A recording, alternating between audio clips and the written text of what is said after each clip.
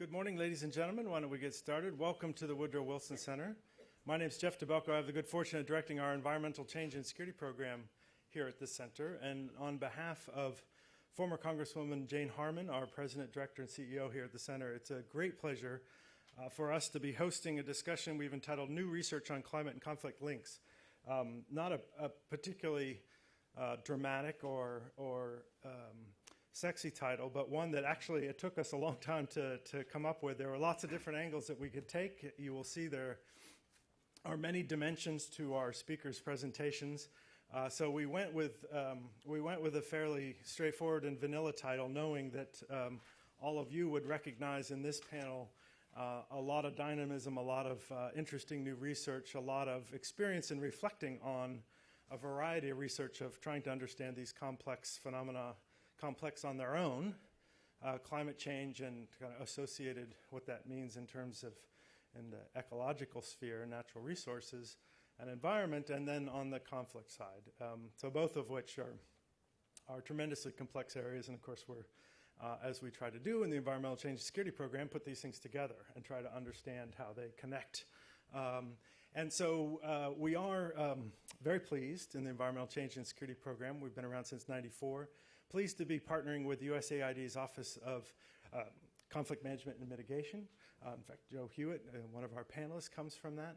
And it's great to see others from the office there. This is a Resources for Peace project, a 3-year collaboration that we're in the midst of.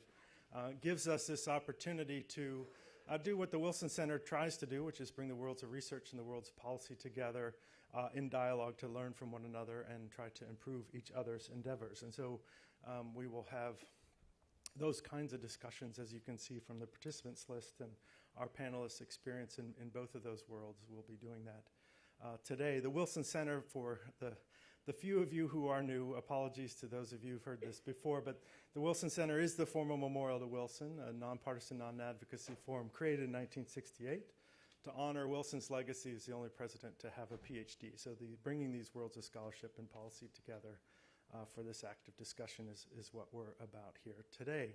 So we have 4 speakers. We gave ourselves a little bit more time. We'll be able to go to 11:30 today. We asked Marc Levy, who will go first. Marc is at CIESIN at Columbia.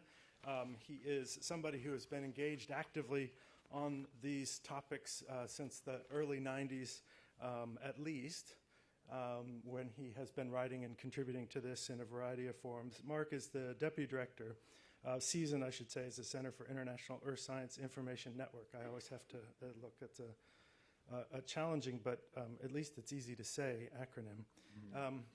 As I said, Marc has been working in this area for a long time, both on the research side and in dialogue with policy. And so what we've asked him to do is to kick off and go first to kind of try to give us a lay of the land, where we are in the research, what we think we know, what we think we really don't know, and where we might go from there.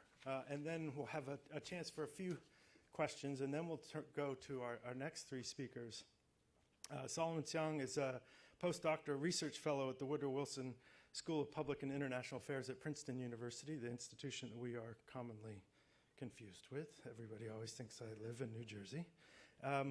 But Sol, as I think many of you know, has had some recent pieces published on this area with some very new research, some very provocative research, and it's terrific that he's been able to come and share that, present that to us and share that with us. It's been a piece of work and some follow-on stuff that he's doing that I think will really make contributions and further the discussion. Then very kindly, Josh Busby has come up from Texas. Josh has a brand new baby, and he is very kind to race up and race back, but to come and share some of the work that he and many colleagues have been doing as part of a joint effort under Minerva Grant. It's UT Austin and a number of other schools, and I'll let him tell you about that. But it is, and I'll get it right, CCAPS, which is the Climate Change in Africa Political Stability Effort. This produced a whole range of research, and he'll tell us about some of that. Josh is an assistant professor at the LBJ School of Public Affairs and the Crook Distinguished Scholar at the Robert S. Strauss Center for International Security and Law at the University of Texas in Austin. So terrific, Josh. Thank you so much. And then batting cleanup, Joe Hewitt who is an old graduate student friend, among other things. That's my primary, his badge of honor in my eyes. But he is also Office of Conflict Management and Mitigation at AID, where he serves as a lead for the technical leadership team. So Joe is new to AID, and many of us are thrilled that he has joined that team. He has been at University of Maryland for quite a while, where he's Associate Director for the Center for National Development and Conflict Management, really focusing on conflict and what we know and having the data that really drills down into specific places so that one can look at specific places but also the larger trends, and has worked very closely with AID on their work in this area. So it's terrific that Joe can provide his reflections on the work coming from that discipline and that perspective. So Joe, welcome to the center. Marc, I'm going to turn the floor over to you. Opening remarks, and then, as I said, a few questions, and we'll have our panelists, and then have a robust Q&A session.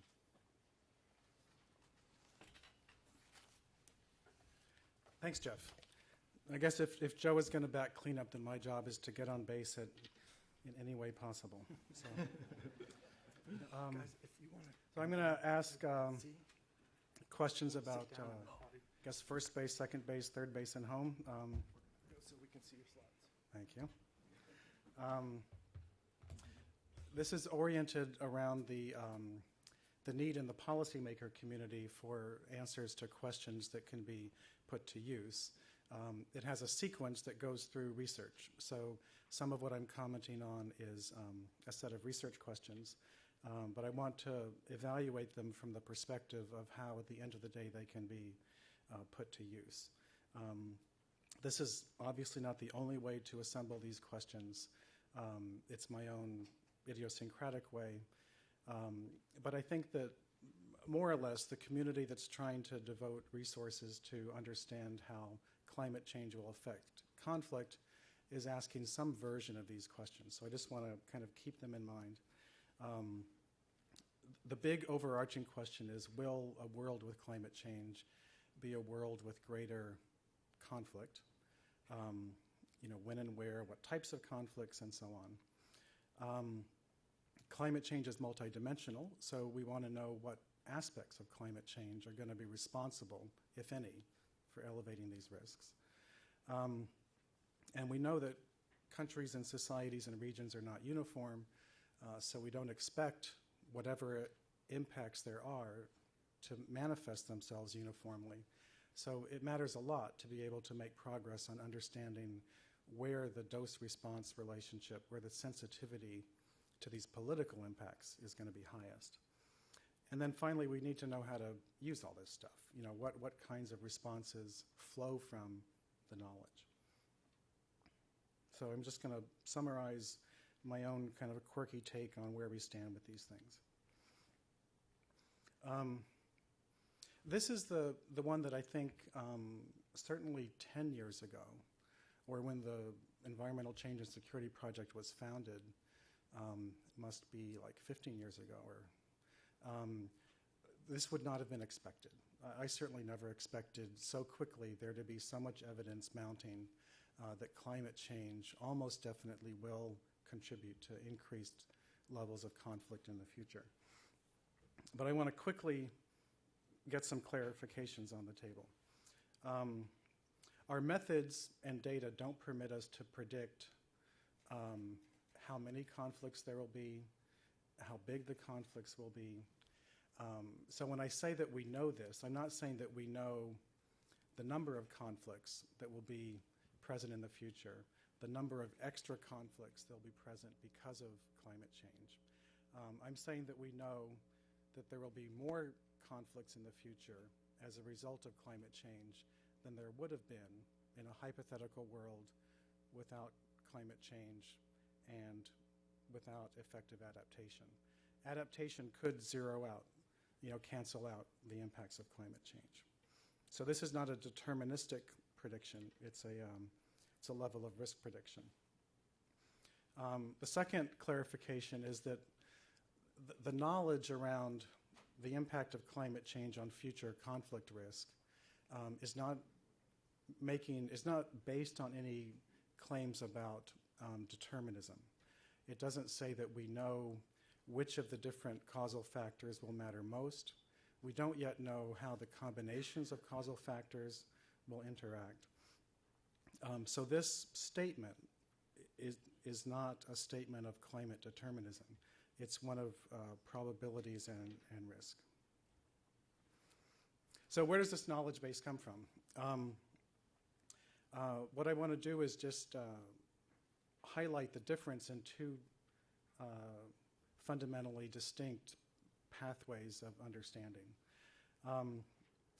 The one that's gotten the most attention in recent years is the kind of study that Solomon has done, where in one package you link together climate stress of one type or another and a conflict outcome of one type or another, and you show that statistically they're connected to each other, that an increase in climate stress is associated with an elevation in conflict risk.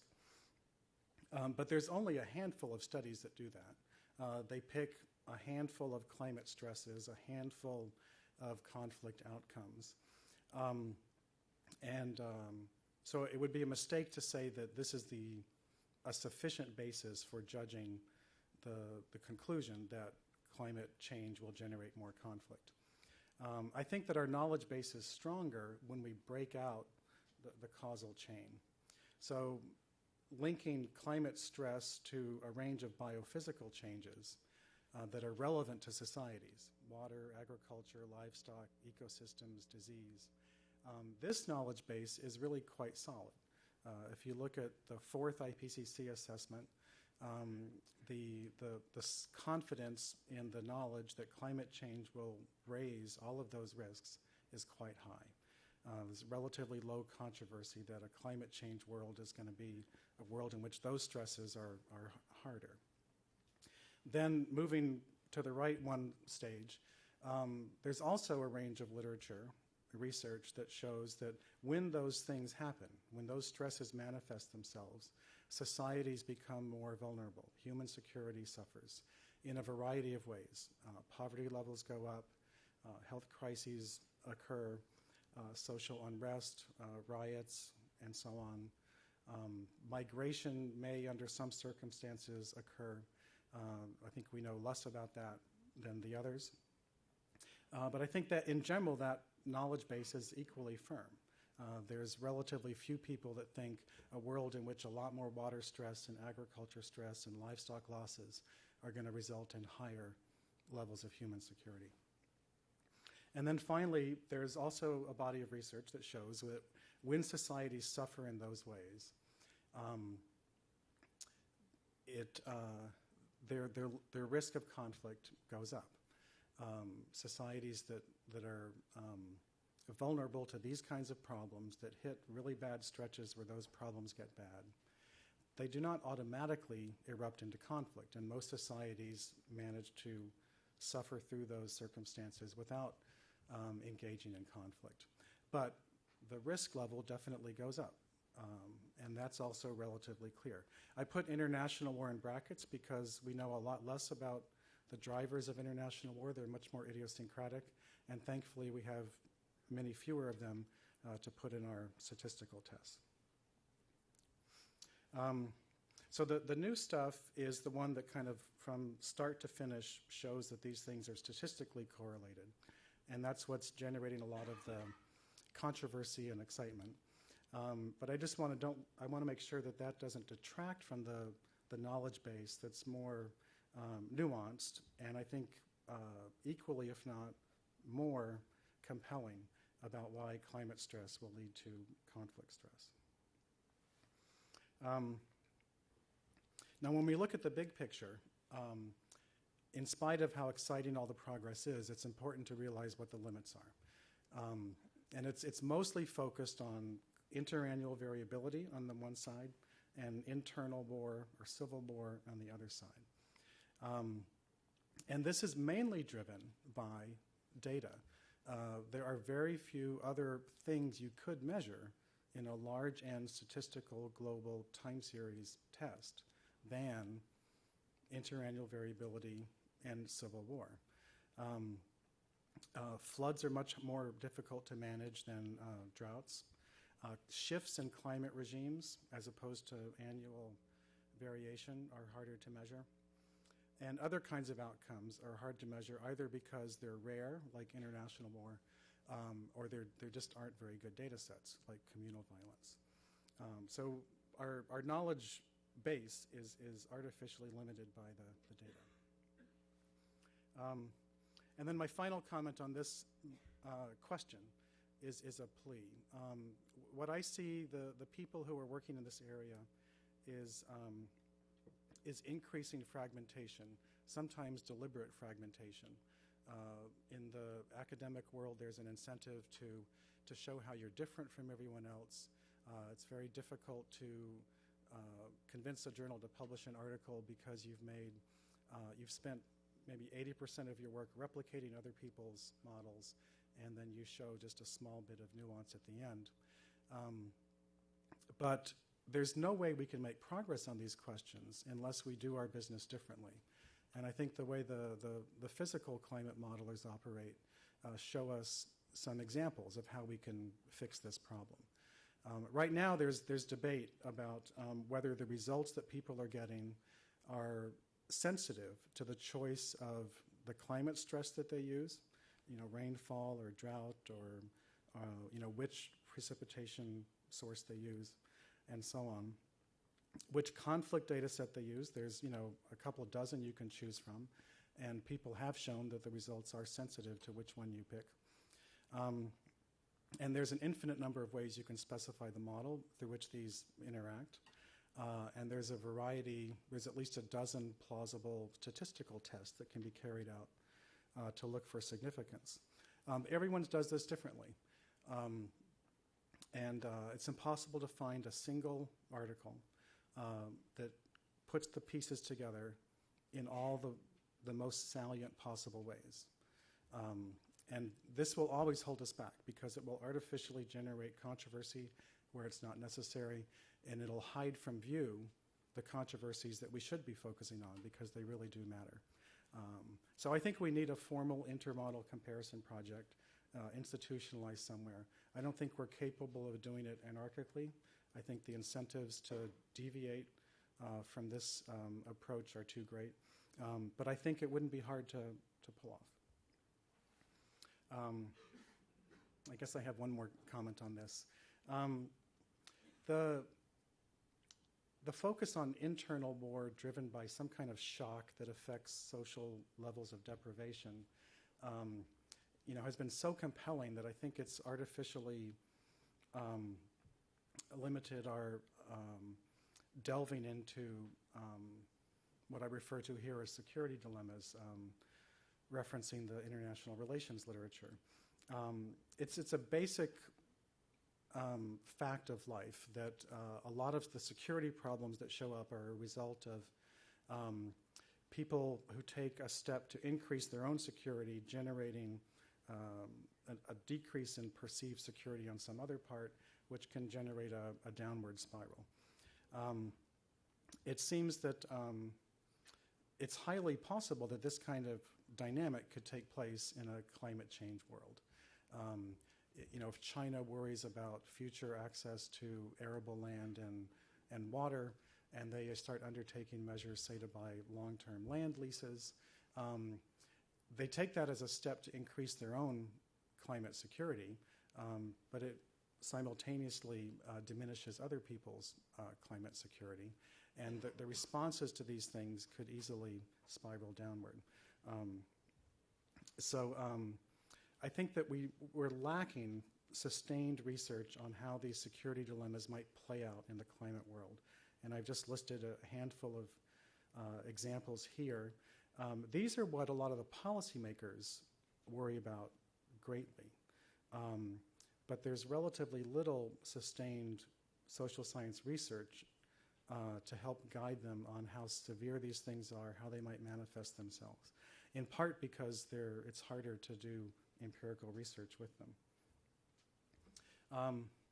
So second question, what aspects of climate change are going to matter the most? I don't think we know.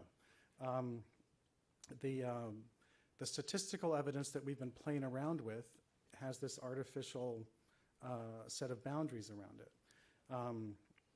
So, for example, we know that the variations that show up frequently enough in a 50-year time series to generate significant tests, we know how they matter, when they matter, where they matter.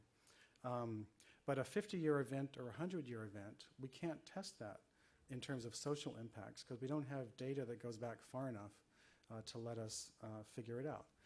If you look at the paleoclimate record, you see, at least 8 or 10 examples where, entire civilizations have collapsed at the time of the equivalent of a 100, 200, 300-year event. Obviously, the present is very different from the world several thousand years ago or even 400 years ago. So we can't make a direct inference about how present societies would respond. But it's clearly a gap. We don't know how societies will respond to these very big changes in climate because we don't have any empirical tests to run. By focusing on variability, we know what happens to societies when you get variation around a mean, but we have almost no basis for figuring out what happens when the mean changes because the mean's been changing so recently and so far relatively small. And we mostly have knowledge about what happens when you get an annual shock. But because of the artificially constrained time period, we have much less ability to test what happens when you get sustained shocks that persist over several years. We have a handful of examples in the data record, but not enough to really probe their impacts. So I think we need to be cautious and resist the temptation to jump straight from the exciting new knowledge about climate variability and conflict to inferences about change. I think we need to do different types of things in order to make those inferences more solid. We need to get modeling approaches that let us, in the same way that people figure out inferences about impacts on agricultural productivity and economic growth, some rudimentary approaches towards making inferences about the future. This will be very imperfect, but I think it would be better than nothing. And we need to pay more attention to the big changes, the big risks, which are almost invisible in the recent empirical past. Political sensitivity. This question hasn't really been asked very much, so I think it's largely an unknown. The conflict literature doesn't give us very clear guidance. The scholars are divided about what risk factors matter most. They have competing frameworks. If you read multiple review essays summarizing what we know about drivers of conflict, you see not a consensus, but a proliferation of approaches. And I think there's been an unintentional, perverse consequence of the fact that some of the most interesting, innovative work is taking place on these big statistical methods, trying to isolate the impact of climate on conflict, in which, for very good reasons, they deliberately try as hard as they can to obscure politics. They're trying to isolate in on what climate does, and so they want to control for all the politics. It's a nuisance. They want to get rid of it so they can tune in precisely on the signal between climate and conflict. So it's like a radio station with a political band, an economic band, a social band, and a climate band, and they've been, fiddling with the transistors to make all the politics and the economics and the social stuff silent. And it makes sense given what they're doing, but we don't have counterparts to them doing it the other way and tuning in really strongly on the political factors. We need to do that. So one approach is, since there's a proliferation of approaches towards understanding drivers of conflict, there's been a relative absence of work that zeroes in on the sensitivity of societies to climate conflict linkages, is to focus on transitions. I think there's a fairly strong empirical basis for thinking that societies that are going through one transition or another are at greater risk of a variety of bad things happening. And And societies that are in equilibrium have a variety of coping mechanisms that are working in different ways. So if we could find ways to measure, identify societies that are going through these transitions, and perhaps start doing empirical research about which transitions, what combinations of them make societies most vulnerable to having a climate stress generate a conflict outcome, we would be making some progress. So my last body of knowledge to summarize is so what? What do we do with all this information? And here I think we really haven't advanced very much. I think if I try to remember the kind of stuff that was published in the very first Environmental Change and Security Project reports for practical guidance on what to do about, forget climate stress and conflict, but say just environmental stress and conflict. It's not terribly different than what's around today. And most of the innovation has been outside the climate realm. It's been in natural resources. And so I think we really need to figure out how to fix this. And I think a big handicap is this difference in time frames between the climate change community and the conflict community. And this has been a big obstacle holding back research and thinking about practical matters. For the most part, the center of gravity within the climate change research community is operating on a century timescale. And they do this for a variety of reasons that make perfect sense for them. The conflict community, there's almost nothing that's been said at all about a century from now. I defy you to get an article published on conflict in the year 2100. It's all organized around the very short term, half a year to maybe 2 years out. So it seems to me that we need to find some way to split that difference and to bias it towards the conflict end of the spectrum. If you put it on a log scale, it works out better. So if the climate scientists are working on a 10 to the second time frame and the conflict people are working on a 10 to the 0, then let's agree to focus on a 10 to the 1, on a decadal time scale. And see if we can kind of put together, solid research that links what's going to happen to the climate over the next 10 years, side by side with what we think we know about what's happening to societies and conflict dynamics over that time frame. For both communities, that's very uncomfortable. The conflict people don't like looking that far out. The climate people don't like looking that soon.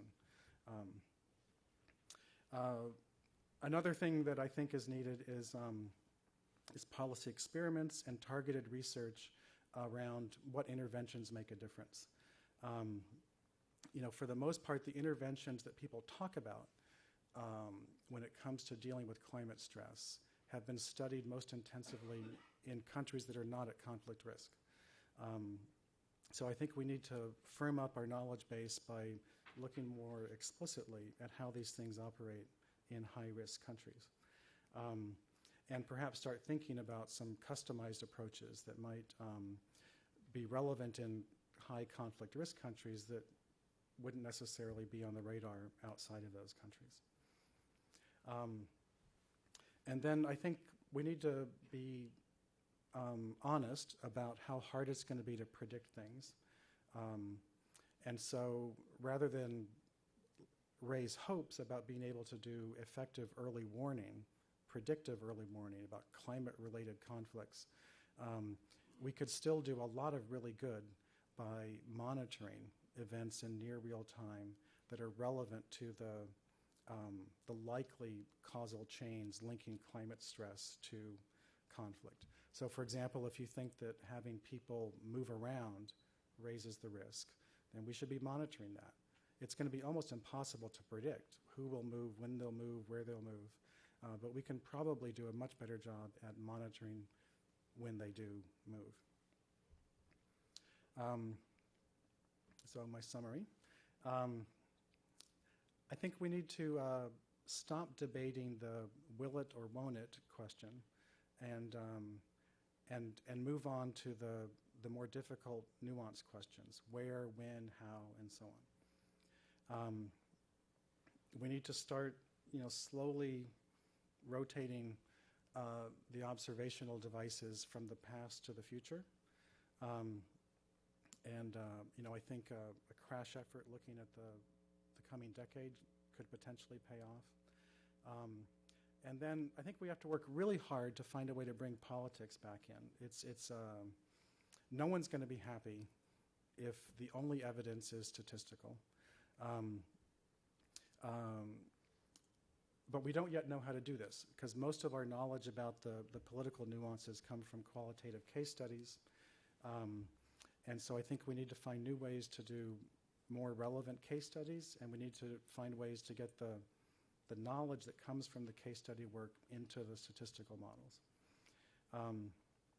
And then, start acting like this stuff is really important, and put more sustained effort onto doing research about how to make things better, and not act as if everything will just sort itself out automatically. Thank you.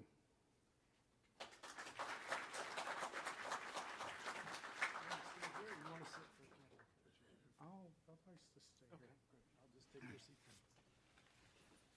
Terrific. Thank you very much, Mark, for that wide-ranging but also very practical on the research and on the policy side set of comments. As I mentioned up front, we'll take a few questions now, and then we'll continue on with our panelists. We'll probably collect a few and then let you divide and conquer. So I think my colleagues will have microphones to bring to you so that we can hear your name and pose your question. Lauren and Kaylee, I'm looking. Do we have mics? Sean, can you help us out? Thanks. So who would like to pose a question or two to start? Stacy in the back. Hi, it's Stacy Vanderveer from the University of New Hampshire.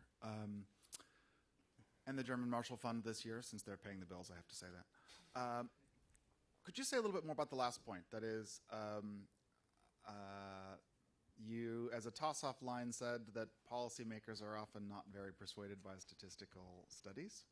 I don't disagree. So I wonder if you'd say a little bit more about the idea of the kinds of research you think are more persuasive, or what that would look like to make some of this research more persuasive. Because I think I agree with the first part that we're almost certain. So if you're almost certain and a lot of people are not paying attention, how do you change that part? I'm looking at some of the policy people, if they would like to amplify or give credence or undercut Dr. Vanderveer's point there. Oh, okay. Understandably shy, perhaps. Are there other points before? Mark, why don't you take that one? Yeah, so I guess two things. If you look back at the debates about whether or not economics contributes to war, you saw that a lot of progress was made through detailed diplomatic histories that were sensitive to the theoretical debate about whether or not economics mattered.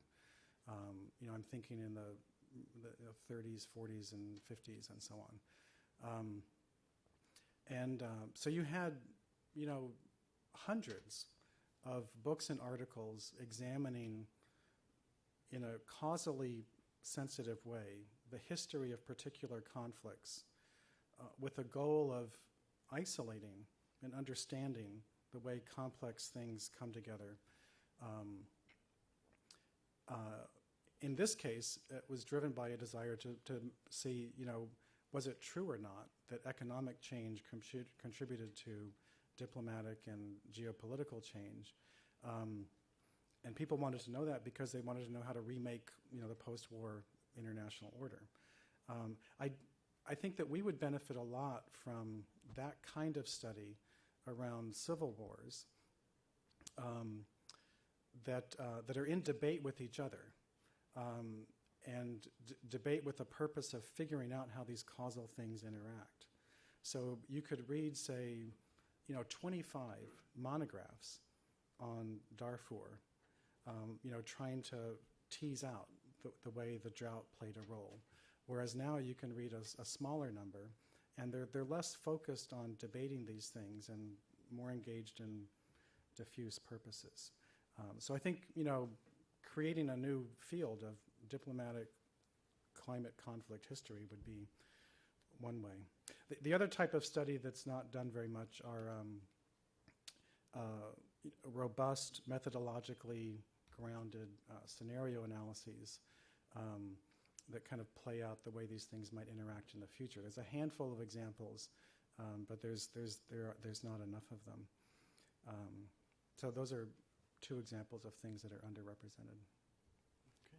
Rich and Dennis, two in the middle there.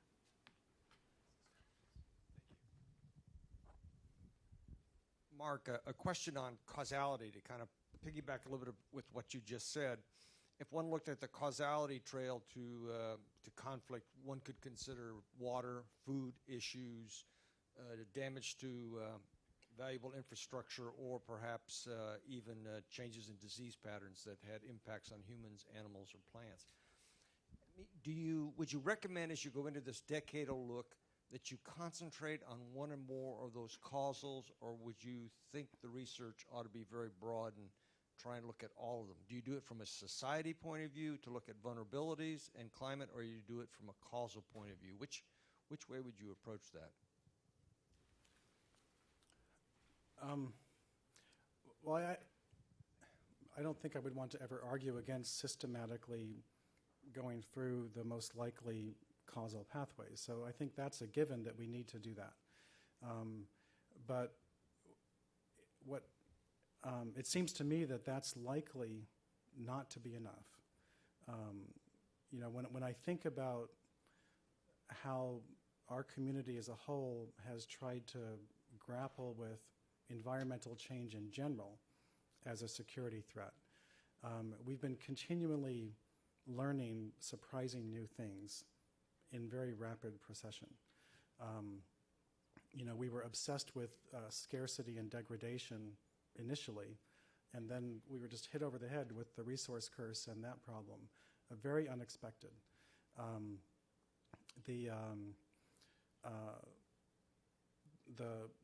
So I think a lot of these novel threats that are likely to crop up that have the potential to escalate, what will happen over, how exactly will the disappearance of the small island states proceed? I don't think anybody knows, but it's not hard to imagine scenarios in which those generate security dilemmas that become really quite nasty.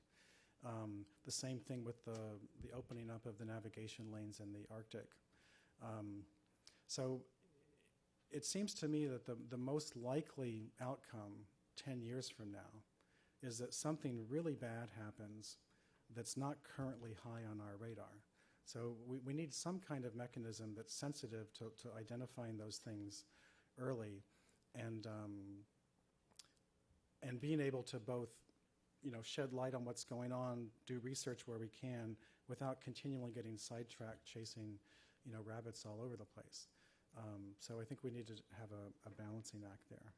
Okay. Dennis, perhaps final question. Hi, Dennis Dimmick from National Geographic. Actually, he asked most of my question. I was interested in this idea of trying to illuminate or animate the 10 to the 1 example between the short term and the long term, and is it things, it's like this question that we're always hearing now is, well, by mid-century we have to double global food production for a projected population of 9 billion, but we haven't been hearing much about the underlying effects that changes in rainfall and temperature are going to have on our ability to do that. So are there examples that we could focus on, say, snowpack trends or crop yield trends or food price trends or heat wave frequency? What are some specific sort of examples in that 10 to the 1 world that we could use to help people understand what we're trying to talk about?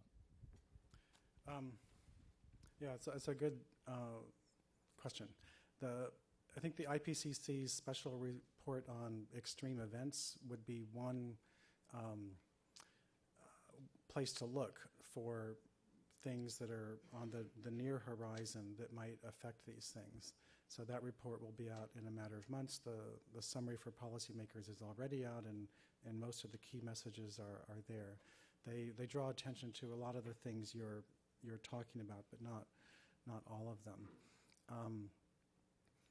I think that in the same way that the way I think about it is that there's a need to even the playing field between the social scientists and the climate scientists. The climate scientists don't seem to like engaging in inferences about the future that aren't driven by deterministic models. And collectively, the models are not deterministic, but each model is more or less, driven by a set of deterministic equations.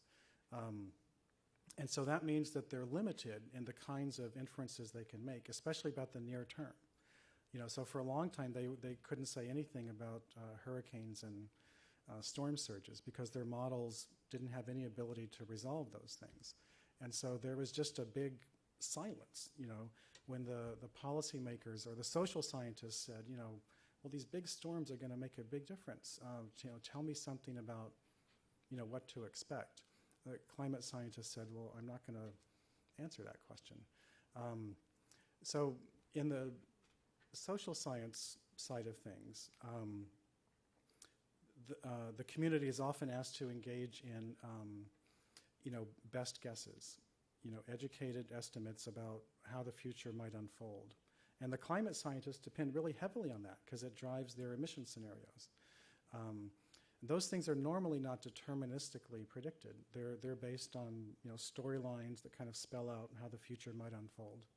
So I think we need to somehow get the climate community more comfortable with engaging in that kind of exercise and say, don't predict for me the next 10 years, but tell me some things that could happen that wouldn't terribly surprise you if they did happen, and flush out the whole range of things I might need to worry about, not just the most likely.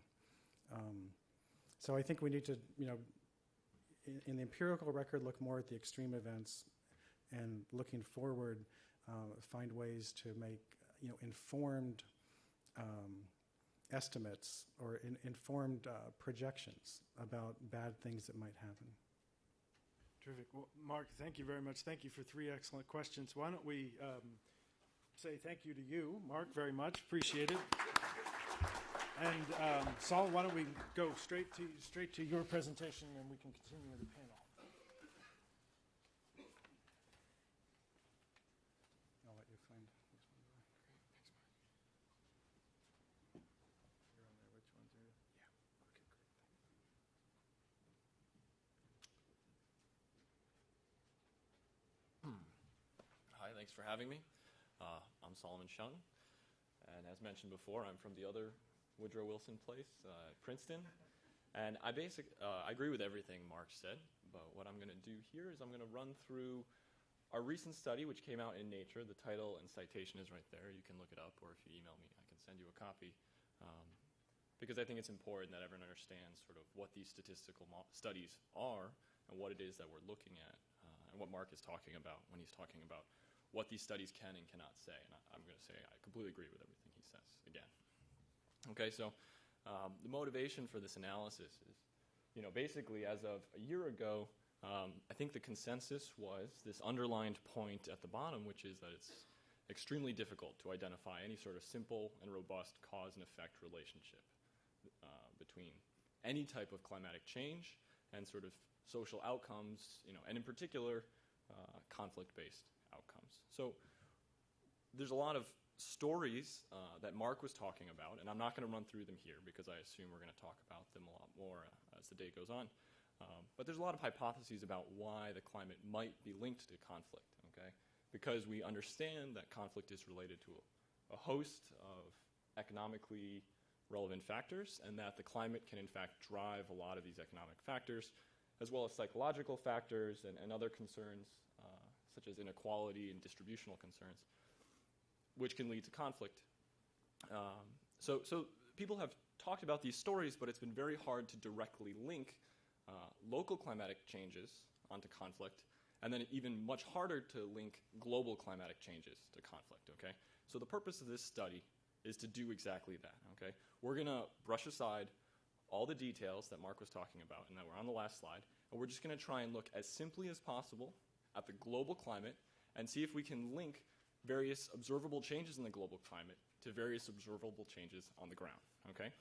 So the innovation of this study is to not look at the long-term trend in climate, but to look at this thing we call the El Niño Southern Oscillation.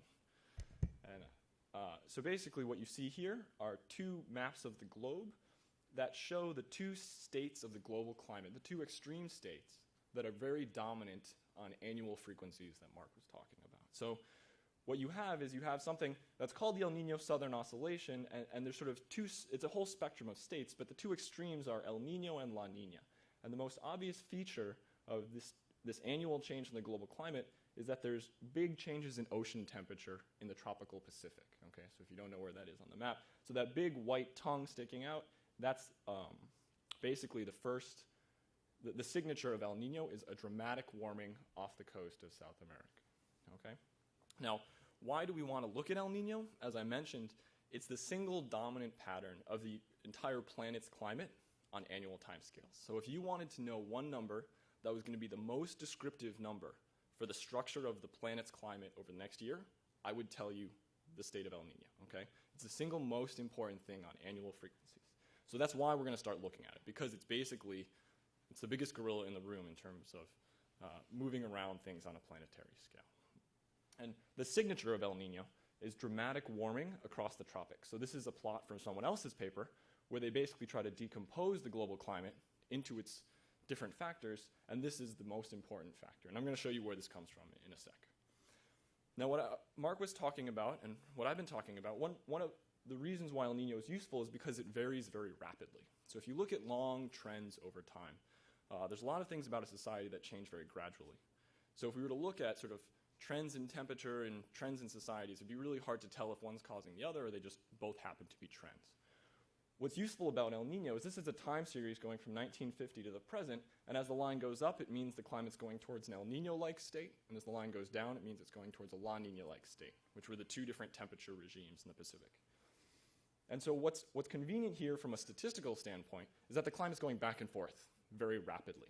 So when we compare a society to itself at different moments in time during the different climate state, it's that society separated from its previous society by only a few years, right? So there haven't been major socio-political changes over that time horizon. Okay, so the design of our study has basically 3 steps, okay? The first step is we're going to look around the globe and we're going to try to find the countries that are highly exposed to these El Niño fluctuations, okay?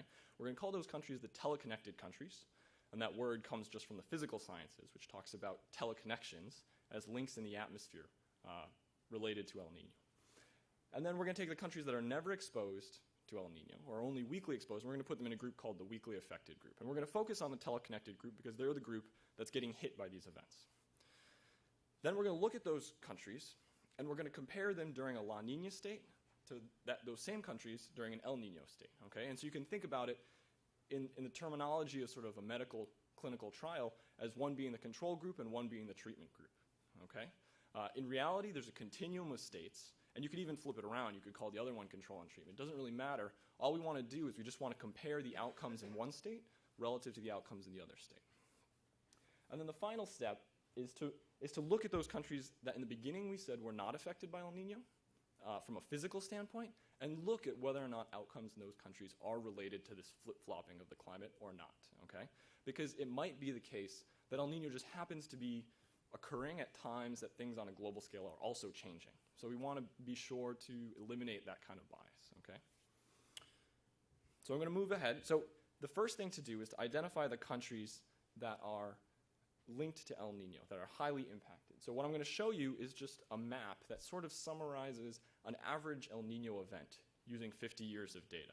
So what this is showing you is, as I flip through, each scene is a month, and the red regions are locations where the temperature on the ground is highly correlated with that region off the coast of South America. So as I flip through the months, what you see is a lot of warming off the coast in the Pacific And then there's actually an enormous atmospheric wave that propagates through the tropics and leads to dramatic warming everywhere around the planet. Now, it's constrained to remain near the equator, basically because the planet is a spinning sphere, okay?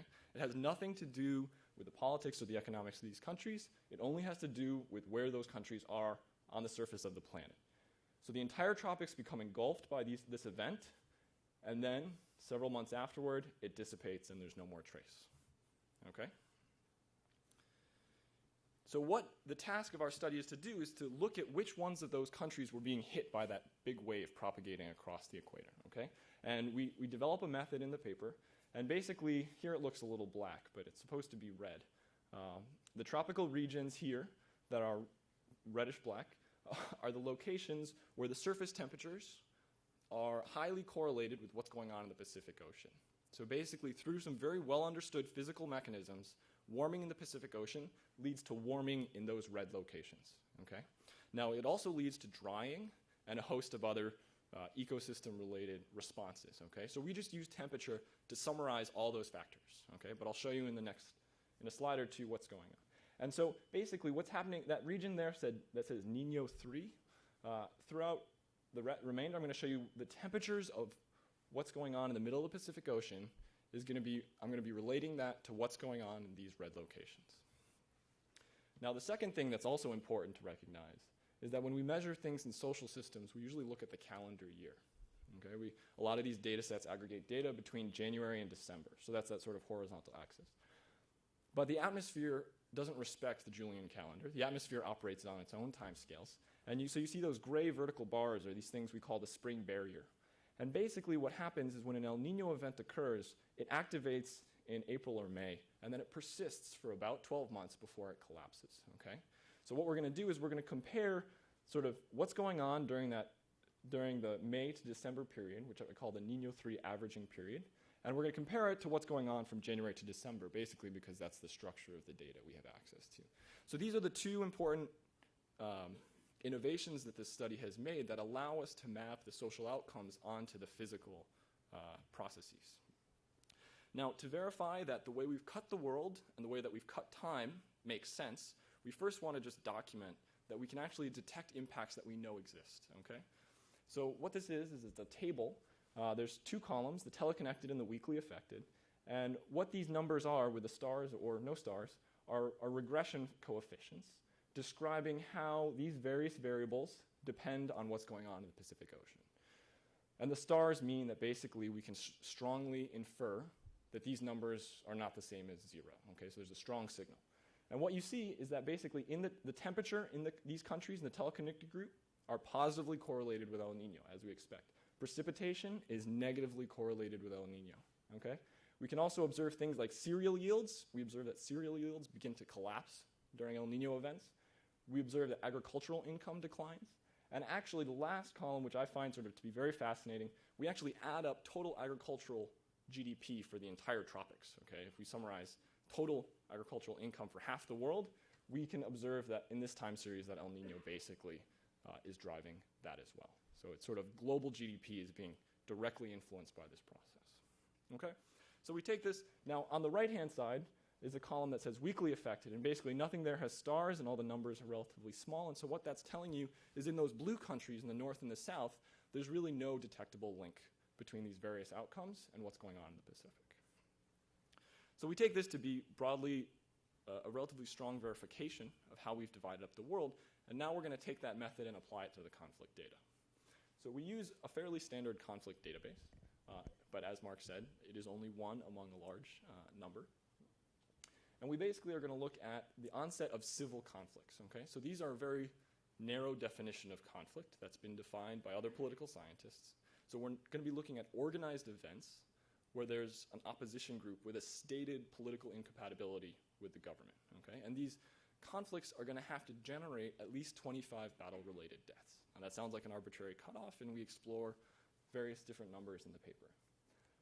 But so it's important to recognize that we're not looking at disorganized conflict. We're not looking at one-to-one conflict, things like personal disputes, for example. Okay? And to give you a sense of the size of the data set, we end up looking at 175 countries over a 50-year time period, and there are about 250 conflicts in this database. Okay? Now, it's also important that we're only looking at conflict onset. So we're only looking at the eruption of new conflicts. We are not looking at how conflicts evolve over time, how long they last, or how they end. Okay? Those are separate questions. It's hard enough just to look at one of these structures. Now, and why are we looking at civil conflict? Mark pointed out that a lot of the analysis nowadays is civil conflict. This is a graph put together by the group that makes this data set. You can see the number of different types of conflicts. I don't know if you can read the legend, but basically the purple band through the middle is the number of civil conflicts around the world. So the bulk of conflicts that are happening after World War II are civil conflicts. So if we want to describe what's going on, on a global scale, this is the thing to focus on. Okay, so our main result is this. The red line represents what is happening to conflict risk in that band of red countries as a function of the global climate. So on the x-axis, you see Niño 3 averaged May to December. So when you have something like a -1 value, that means you're in the cooler and wetter La Niña state. And as you move to the right axis, you shift towards El Niño, which is the hotter and drier state. And what we observe is that in the cooler and wetter state, conflict risk is around 3%. Okay, so that's the vertical axis. And as you shift to the right, it rises. It actually ends up doubling as you move into the drier and hotter state, going up to 6 or 7%. Okay? So if you remember nothing else from the talk, you should remember this. Okay? But what's important, what I told you before, is that we want to also make sure that nothing else unrelated to the climate is driving this response, right? Because we're summarizing a lot of information with a very simple set of numbers. So what we do is we look at those blue countries, and we look at whether or not their timing of conflict is related to El Niño. And we observe that there's absolutely no relationship. Okay? So in the blue countries, the average level of conflict risk is actually lower, but there still is a large amount of conflict. These countries, the blue countries, include regions like Central Asia, the Middle East, the Balkans. Okay? So we've been observing a lot of conflict in these countries. It just doesn't happen to be differentially occurring in El Niño years. Okay? So we observe that basically the average risk of conflict is 2% throughout all climate states. Now this is, again, another boring regression table. But what I'm trying to show you here is that in this column that says teleconnected, these are all coefficients that basically try to estimate the slope of that red line. Okay?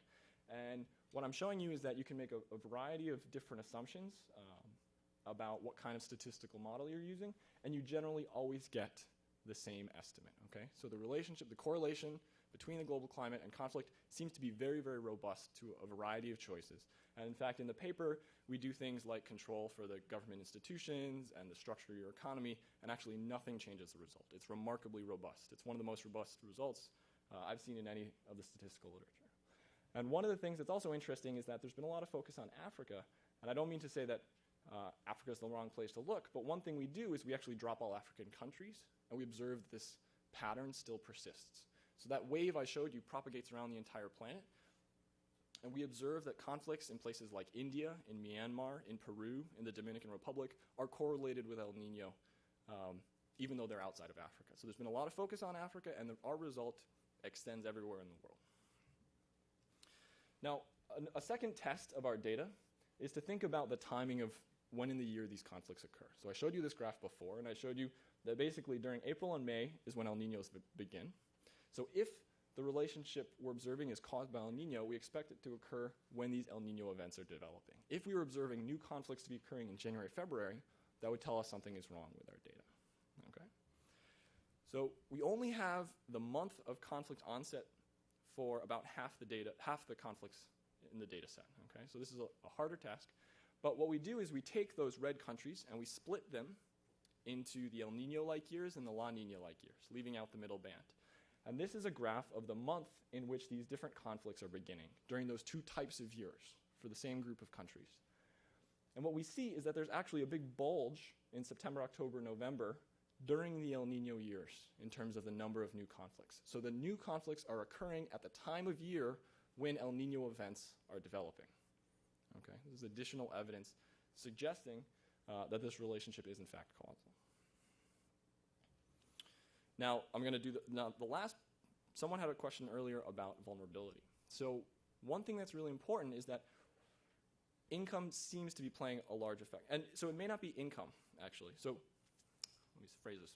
Income summarizes a lot of features of societies, okay? You can actually predict political institutions pretty well by just looking at income.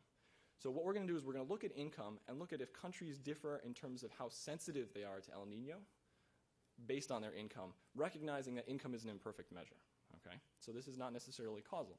But one of the strongest features in the statistical literature is that countries that have low incomes seem to be more prone to violence. Now, whether or not one causes the other is a different matter, okay?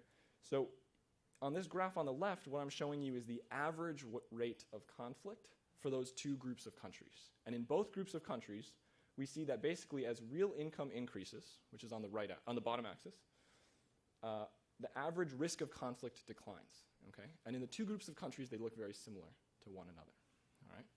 But now what we do is we look at how sensitive countries are to El Nino based on their income, and we observe a different pattern.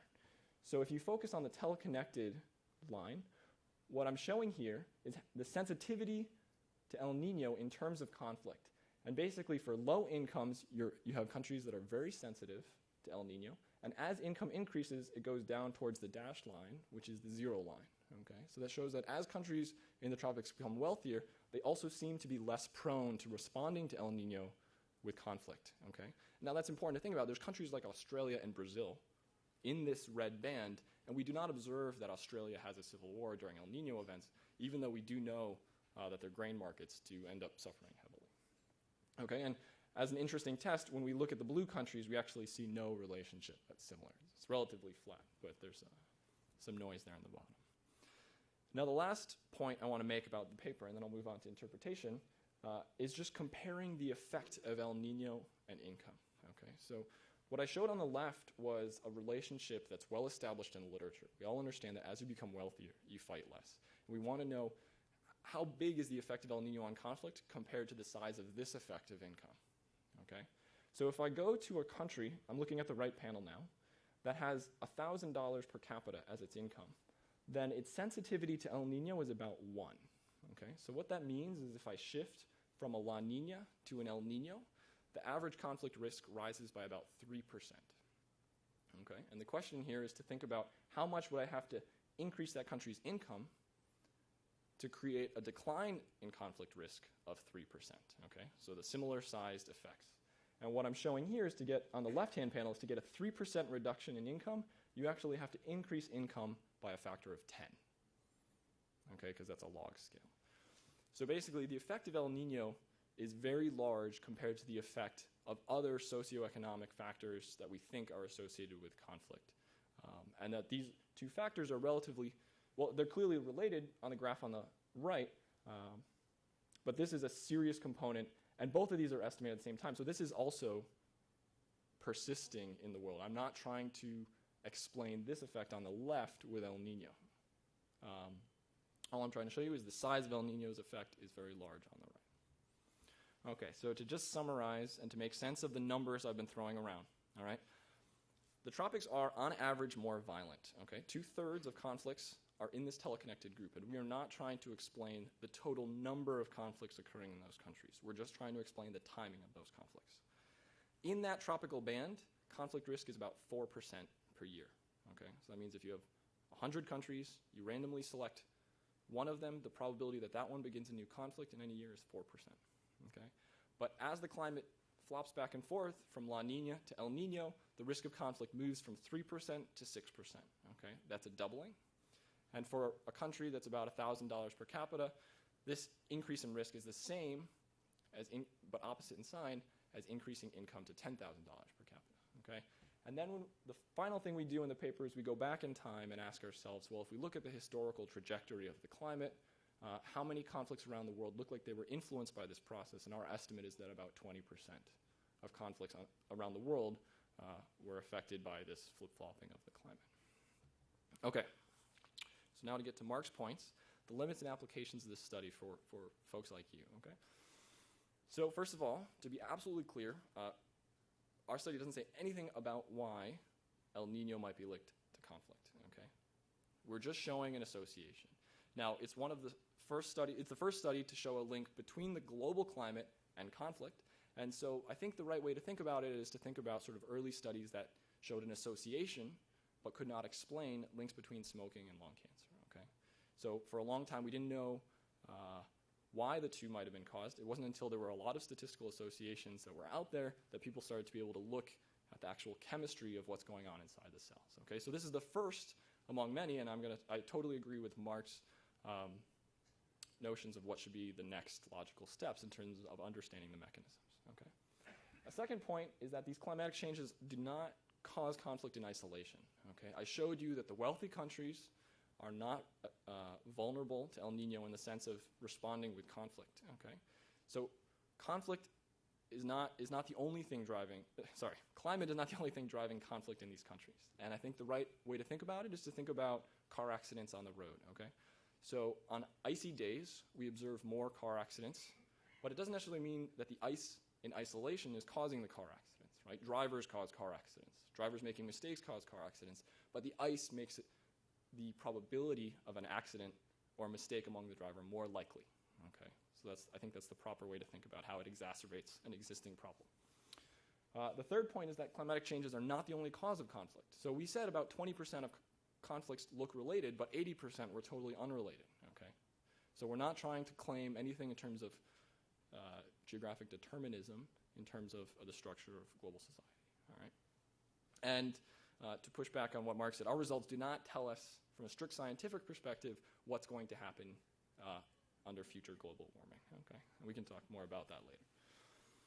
In terms of applications, our team of scientists personally thinks that the most useful application of our results is to basically support sort of humanitarian crises. We're not in the business of trying to stop conflict ourselves, although looking around the room, maybe some other people are.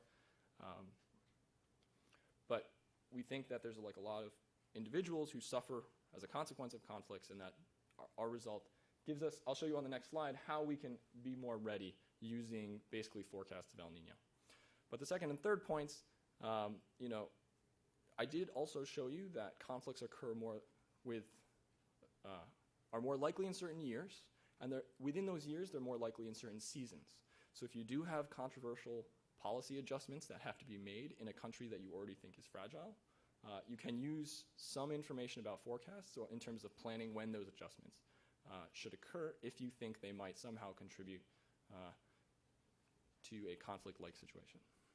And then finally, when we're thinking about greenhouse gas regulation, we're always trying to balance the costs and the benefits. And like I said, this doesn't tell us what happens under future global warming, but you may want to use it subjectively to infer something new about what our valuation of that regulation should be. All right, so since I have policymakers in the room, I frequently want to point them towards the El Nino forecasts that are being produced, or what I have here is a graph of forecasts that are made publicly available by a group at Columbia University. These are forecasts from a large number of models, and they're pretty valid basically 1 year in advance. Okay? So this is a graph showing what the forecasts were, and I don't know if you can see it, but the black line sort of travels through the middle. And this is showing the quality of forecasts over the past 18 months. And I've also written at the top, the current forecast for 2012 is about a 50% chance of being in a neutral state. Okay, so neutral was right there in the middle of El Nino and La Nina, and it's also sort of middle risk in terms of thinking about conflict in the coming year. And so this is constantly updated website with a lot of resources on it listed at the bottom, and I would encourage anyone who's involved in sort of conflict planning to use the output from these many models in an intelligent way. And then finally, sort of just thinking about what are the ways forward for research, we do need to understand what the mechanisms are that are operating here. That's going to tell us a lot, and I think Marc said better than I can say how we should move forward with that. One thing that's interesting that emerged from our analysis, though, is that actually if you look at the temperature and precipitation at a given country, that predicts conflict in a different way than El Nino. So the effect of El Nino that we observed doesn't obviously look like it's related to local conditions. Now, there's many reasons why this might occur, and so this is an area in which we're my team is currently doing a lot of research, but it may be that El Nino events have a particularly large effect on conflict because many of the environmental variables that people are concerned about all change during El Nino. It's not just temperature, it's not just rainfall. They're changing in unison along with ecological parameters. It might also be very important because there's a really strong spatial correlation. So basically the entire tropics warms and dries at the same time. This has dramatic effects on global food markets that are different than if only local temperature and rainfall had changed. Okay? It might also be the fact that expectations really matter. So what I showed you is that when the climate changes into El Nino, it persists for about 12 months. So if you live in these regions and an El Nino-like event is setting in, most populations on the ground are very aware that the coming 12 months are going to be very different than a normal 12 months. Okay? So we're trying to understand if one of these three mechanisms or all three of them play an important role. And I think untangling their different contributions is going to be central for future research. And then finally, we saw that high-income countries were managing these climatic shocks pretty well. And so one thing to do is to go look at what those countries are doing and try and learn from their experience and see if whatever Australia is doing or Brazil is doing, can we learn from that and apply it in some of these more conflict-prone regions? And then obviously, conflict forecasting is something we would all like if we could do. So I'm going to end there. I hope I didn't take too much time. And I guess, should I take questions now or later? I think we'll take the three and then do the questions all together. So thank you very much.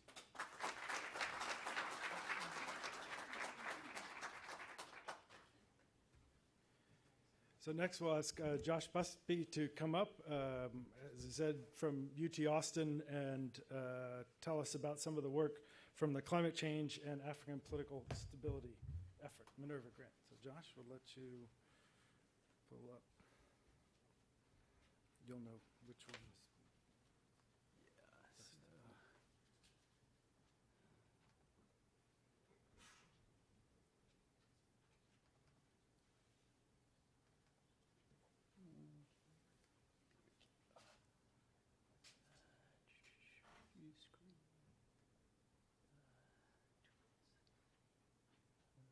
I'm a Mac user. It's full screen. Here we go. All right. Excellent. Well, delighted to be here. The title of my talk is Climate Security Vulnerability in Africa. And what I'd like to do is give you a brief overview of our project, discuss our vulnerability mapping methodology and continent-wide maps, and then do an application to East Africa before closing with some extensions for future research. So we have a 5-year grant from the Department of Defense under their Minerva initiative and to study climate change and African political stability. Includes a number of colleagues at the University of Texas, University of North Texas, Trinity College Dublin, College of William and Mary, and Brown University. And our work basically includes three major components. The first strand focuses on identifying vulnerable locations and assessment of the causal connections between climate change and security outcomes. A second strand focuses on the mediating role of constitutional design and government capacity on the ability of states to withstand climate shocks. And a third is looking more diagnostically at solutions and includes efforts to map adaptation aid assistance. And we're soon going to be launching a dashboard that includes some of our different data sources, our vulnerability maps, maps of different indicators of social conflict and adaptation aid, and so that users will be able to select and do overlays as to their liking. Now, why Africa? Well, we have a grant to study Africa, but less prosaically, more substantively, we tend to think that Africa is particularly vulnerable to climate change given low adaptive capacity and high dependence on rain-fed agriculture. Also, Africa has rising strategic significance to the U.S. and other parts of the world as a source of raw materials and markets, but also with persistent concerns about state failure and terrorism, however misplaced some of those concerns might be. In any case, how can we talk about the security consequences of climate change in Africa? Well, Marc's alluded to a number of these. And there are probably more methods than these, but the dominant method focuses on historical analogs, looking at some of the expected effects of climate change, such as rainfall variability, droughts, temperature change, and looks at historic data in the past to see if they're correlated with the increased onset of conflict. We've heard an exemplar study in that tradition already this morning, but there are other approaches, those that look at predictions, forecasts, and projections. Projections are used quite a lot in climate science, not so much in political science. There are also attempts to use scenario analysis. The National Intelligence Council has deployed scenarios. Futurists like Peter Schwartz have also used those for climate security purposes. The final category that I'm going to focus on is vulnerability mapping. There are different ways to do it. Composite maps that try to pull together an index of different sources of vulnerability using geographic information systems. Others do overlays of sort of expected effects of climate change and overlay that on a number of political variables. Our own work is an example of composite index where we're trying to map climate security vulnerability. And this is a little distinct from some of the other efforts to do composite indexes or indices. First, it has a subnational component. Most of the models that seek to map the composite vulnerability of different places do it at the national level. We think it's not enough to say that Ethiopia is vulnerable to climate change, but which places within Ethiopia and why. And our model includes physical hazards, but also demographic, socioeconomic, and political indicators. And I'll talk more about that in a second. The second element of our work that may be distinct from some others that focuses more generally on climate change vulnerability is that we have an explicit security focus, not surprising given our benefactor, but we're interested in consequences that include but that are not limited to conflict. And so we focus on situations where large numbers of people could be exposed to mass death from climate-related hazards. I know this is supposed to be an event about climate and conflict, but I can't resist to plug my pet issue, which is this idiosyncratic notion that security issues only involve conflict. And I have argued for almost 10 years that a focus on humanitarian disasters is a more pressing and salient security concern than conflict, given the rarity of these events. Now, our efforts are to generate maps of chronic vulnerability. These aren't seasonal, maps like FuseNet food security maps. That we use data from a variety of years, and we're trying to identify the likely hotspots of future concern. Again, primarily based on areas of historic vulnerability, and we talk about the limitations of using the past to talk about a future problem that may be very unlike what we've seen before. In any case, our approach brings in 4 baskets or processes: physical exposure, population density, community household resilience, and governance and political violence. Each of those equally weighted, at least in the sort of default basic work that we've done, and I'll talk about that more.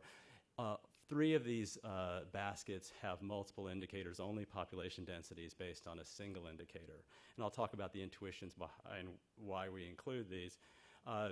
So the point of departure is obviously has a physical basis, so we're interested in expected effects of climate change.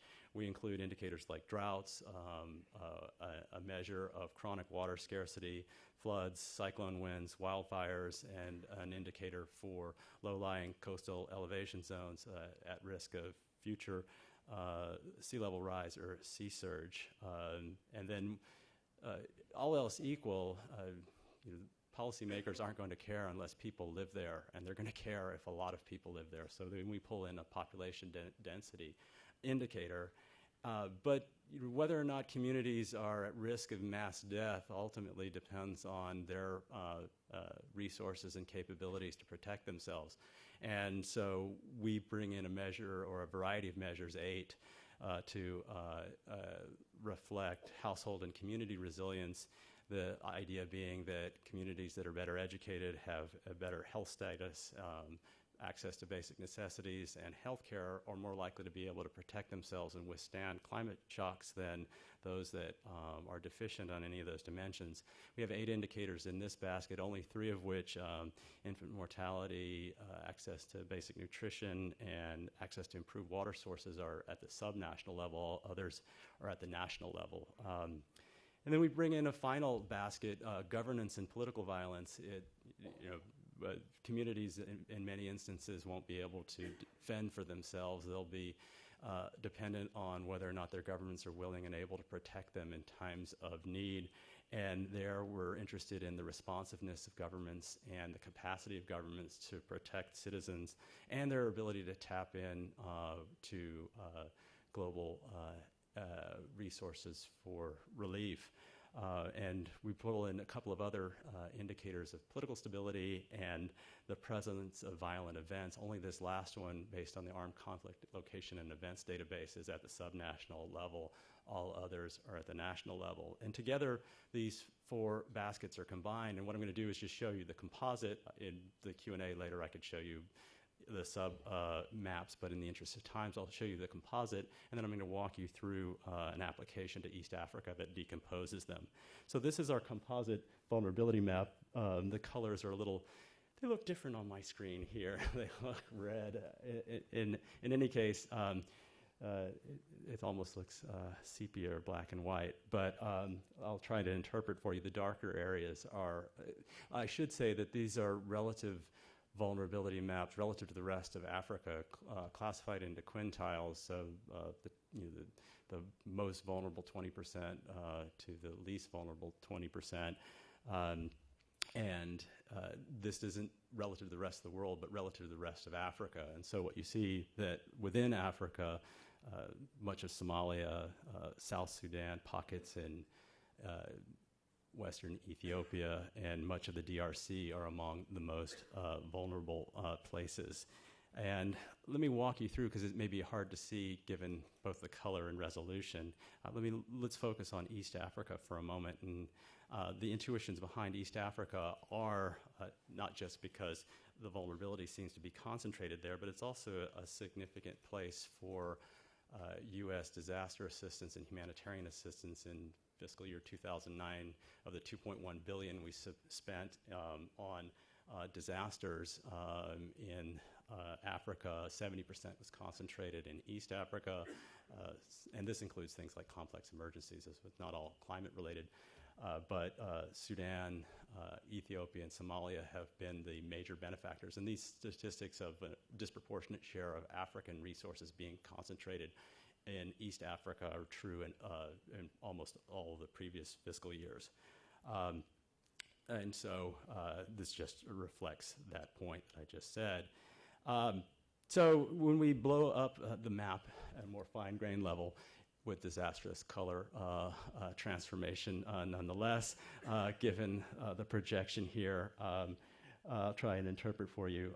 You can't really see the lovely green hash marks, but I'll walk over here for a moment. And so that zone right in southern Somalia, we just did an overlay on the core famine zone from FuseNet maps, just to give you an indication that, again, there are lots of different reasons why there was a famine in Somalia this year, especially strong La Nina year. Obviously, governance is a major factor. Whether or not this has anything to do with climate change is unclear, given what models are saying about expectations for East Africa. But nonetheless, this part of Somalia, which appears in our areas of likely concern from a chronic vulnerability perspective, are I don't have to walk over there next time. Probably will never happen again. In any case, those areas appear in our chronic vulnerability locations, and you can see that South Sudan, I will use it, South Sudan, much of the DRC along its, particularly along its eastern border, are among the most vulnerable regions. And let me walk you through sort of step by step through the individual maps. So when you look at climate hazard exposure, it's a little different.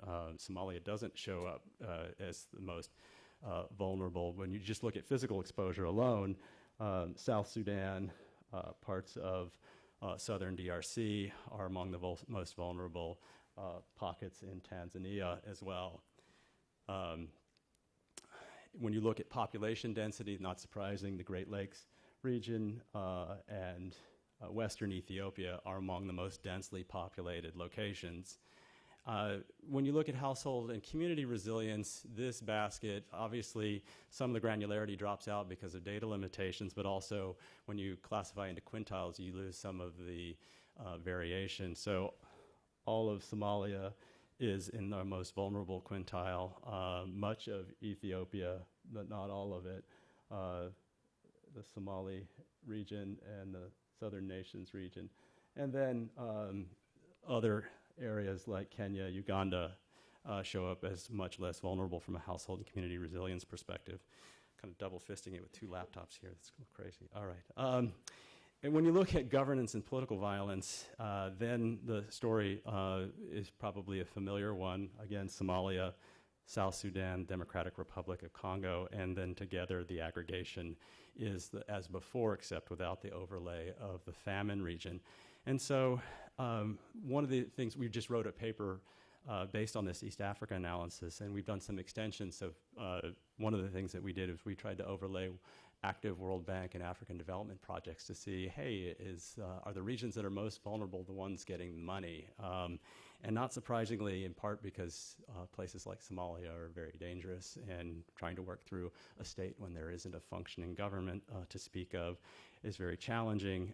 When you look at aid projects, they're concentrated in the countries that have better governance and less overall vulnerability. And so you can see that from the blue-ish green dots. Ethiopia is more mixed on vulnerability, but virtually no projects in Somalia or Sudan, South Sudan. And from this, you might ask, well, can we trust this? What about, why did you select these indicators and not others? In part, it was based on deductive logic and data availability. There are some indicators like road networks and others that we'd like to include that we don't have trustworthy data for. What about these basket weights? Why did you do equal weights? It's not based on an econometric model to try and do subnational work in this vein. Has not yet been possible to do econometrically, and we're sort of using best practice in composite vulnerability indices of this nature. But we do think sensitivity analysis is important, so I want to show you a couple exemplars of that. And so let me speak to, in the remaining time, how we might get at the validity of some of this work. Part of it involves ground truthing, so graduate student Todd Smith, who's in the audience today, has done yeoman's work along with a number of other graduate students to talk with local experts what they think are the locations of most vulnerability, and that has allowed us to refine and change our maps. Do sensitivity analysis to see what happens if we change the model weights. What does that do? And I'll show you an example of that in a second. Also, difference maps.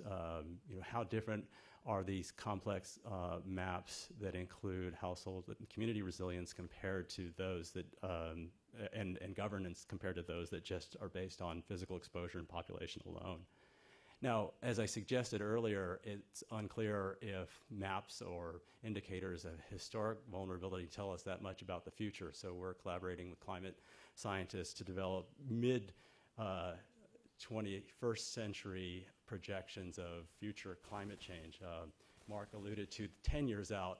The climate scientists that we work with they were only comfortable going to 2050 any sooner, and you couldn't really detect a clear climate signal in their view. So I'll be interested to talk further about that. And we're also trying to build an econometric model, bootstrap it to the existing data that we already have, which, again, heroic work that Todd is doing that may yet yield results.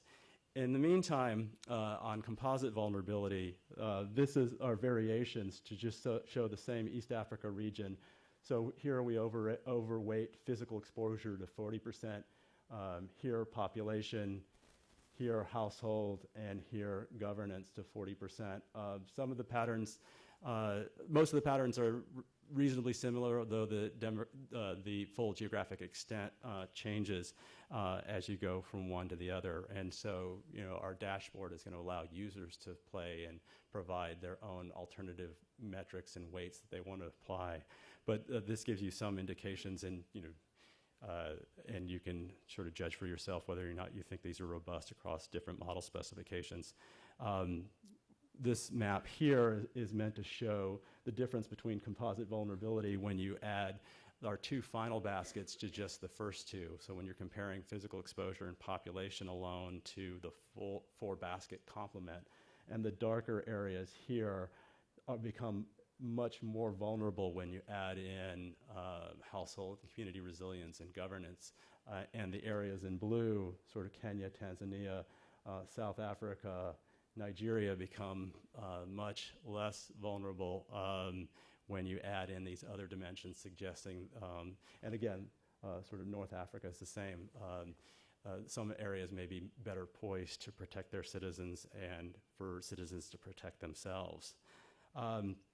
So let me close by talking about some extensions, and there's some things that I could talk about in the Q&A that I just don't have time to show you. We'd like to employ new data sources. We think it's possible using the DHS surveys to develop new indicators of subnational access to education, which would help.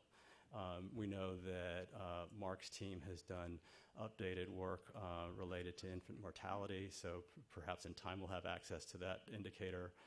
There are alternative metrics of physical exposure that some other outfits have deployed, and we would love to sort of see how robust our model specification is with different, more proximate indicators of physical exposure. We've done some overlays of ethnic power relations on our vulnerability index, so you can see are there particular ethnic groups that are especially vulnerable, and I can show you some of those if you're interested. An extension we're going to do in the future is looking at strategic significance to the U.S. So a composite index of strategic significance to the U.S. overlaid on composite vulnerability are the places that we care about vulnerable. Some of this you don't need an index to know, but it might be interesting to pursue it that way. Finally, do some comparative statics. How does vulnerability change as we change one indicator? That could lead to some especially interesting policy implications in terms of, well, if we just focus on household resilience, will this really improve a country's vulnerability overall level, if you trust that as an accurate measure of anything.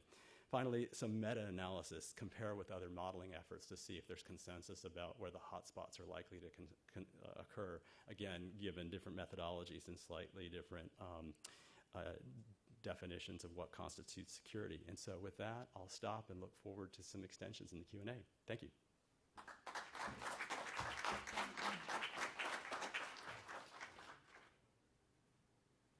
Okay, last but certainly not least, we'll have Joe Hewitt from Office of Conflict Management and Mitigation at AID for a concluding set of remarks, and then we'll go to Q&A. And I don't know why it is. There we go. Whew. It's frozen there. Okay. You never see the right one. It's climate conflict. No, it's already there. It's just minimized. Okay.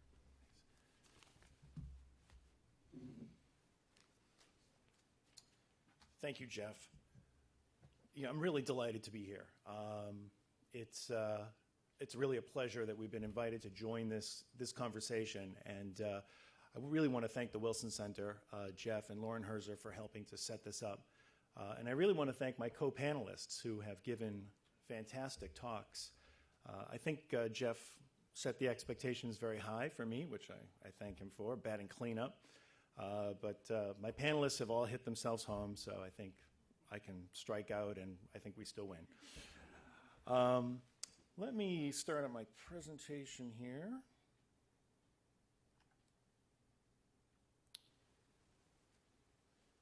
Where are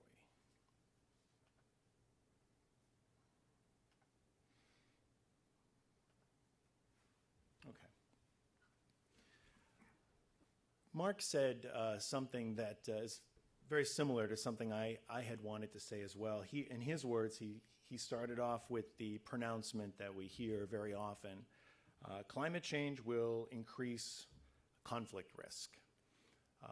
And he said, we have, in his words, but I agree with them as well, let's move on and take the implications seriously. I completely agree with that. I find the pronouncement, climate change will increase conflict risk, in that category of pronouncements that are true but unhelpful. And we as a community of policymakers, researchers, and so forth, we really do need to move the discourse forward.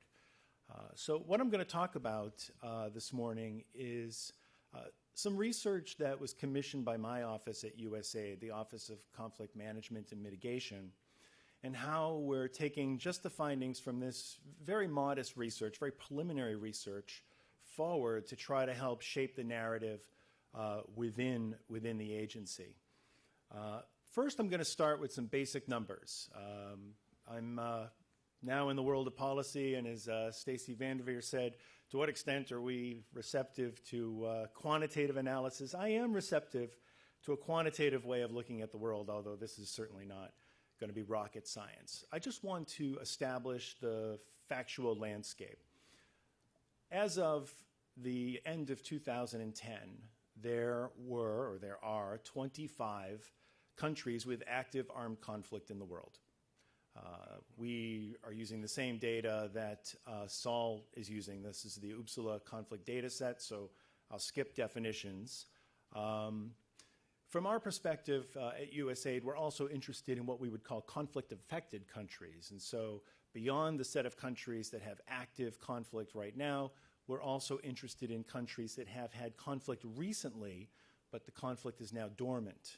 It's especially important because conflicts are recurring at a higher rate now than at any time since World War II. So we really want to be careful to also look at conflicts that are dormant, they're not active, they're not creating battle deaths right now, but they certainly have the risk of recurring.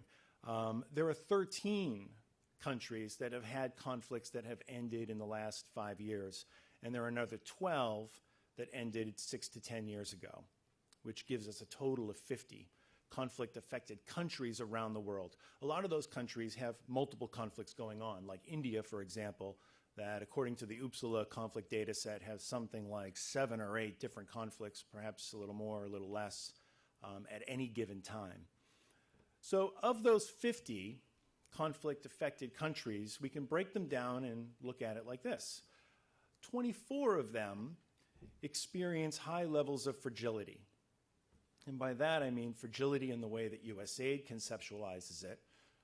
It's a multidimensional concept that speaks to the extent to which interactions in society, between society and the state, produce outcomes that have deficits in legitimacy or effectiveness.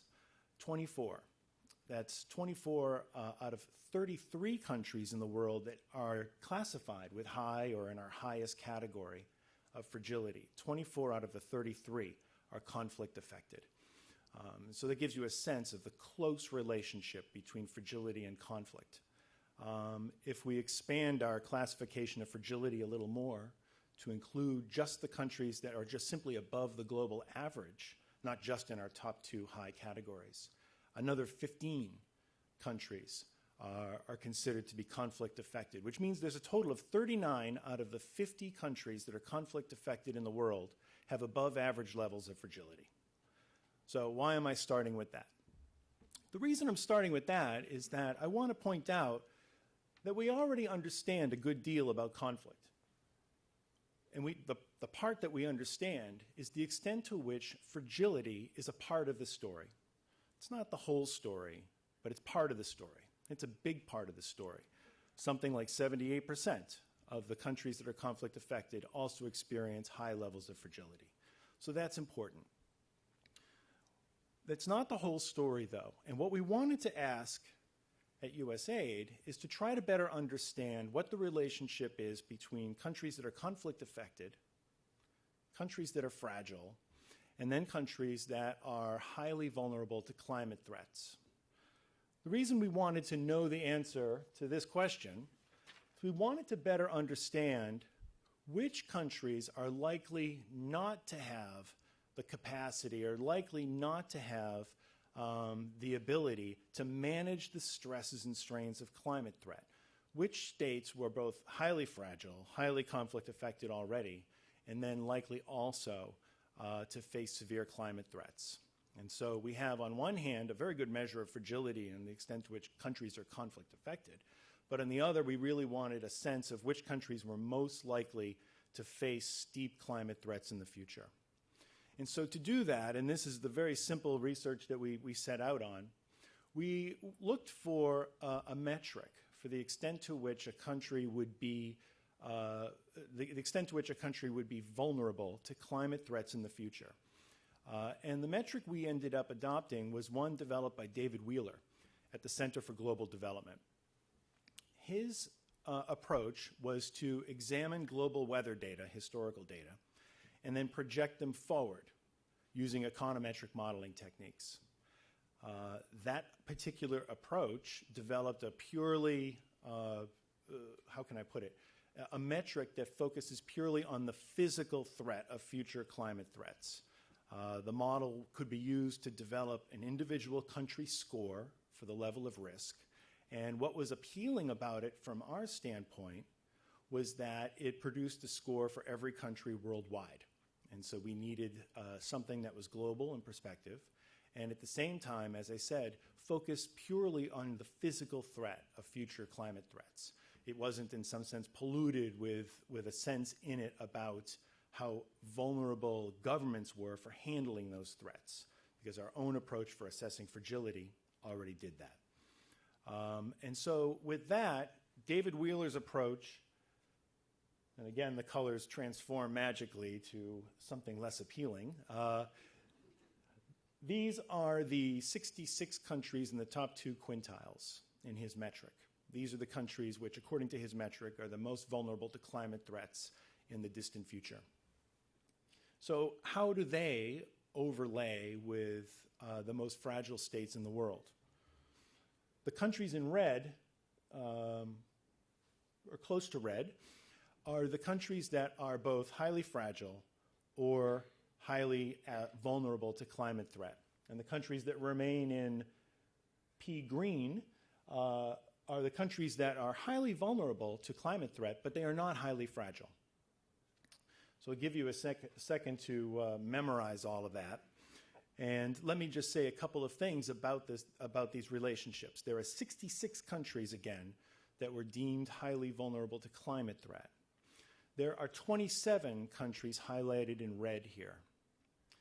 So fewer than half of the countries that are highly vulnerable to climate threat are themselves fragile. Another way to think about that relationship is to think about it like this. The set of states that are highly vulnerable to climate threat are depicted with that square in yellowish green. And the other square, the high fragility states, is depicted proportionally with another square that's a little less than half the size of the first square. The overlap looks something like this. Most states that are highly fragile are confronted with the highest threats in terms of climate vulnerability. But the opposite is not true, and that is to say, most states that are threatened by high climate vulnerability are not themselves fragile.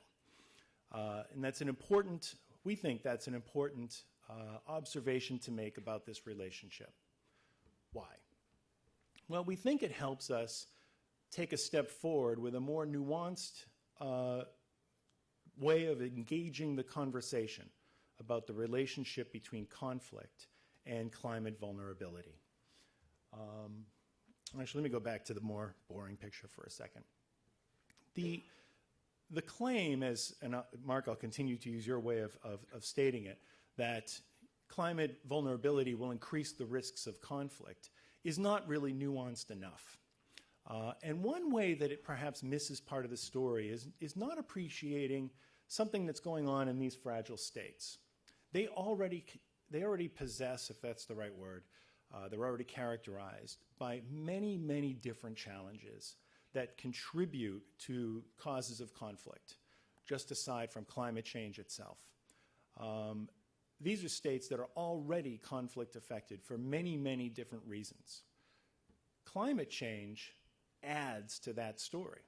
And so to say that in some way that climate change is increasing the risk of conflict without accounting for many of these pre-existing characteristics that exist in these countries already deflects attention, I think, away from a more nuanced understanding of what's happening. Any understanding of the relationship between climate change and conflict needs to understand how climate change is in some sense filtered through all of these pre-existing characteristics.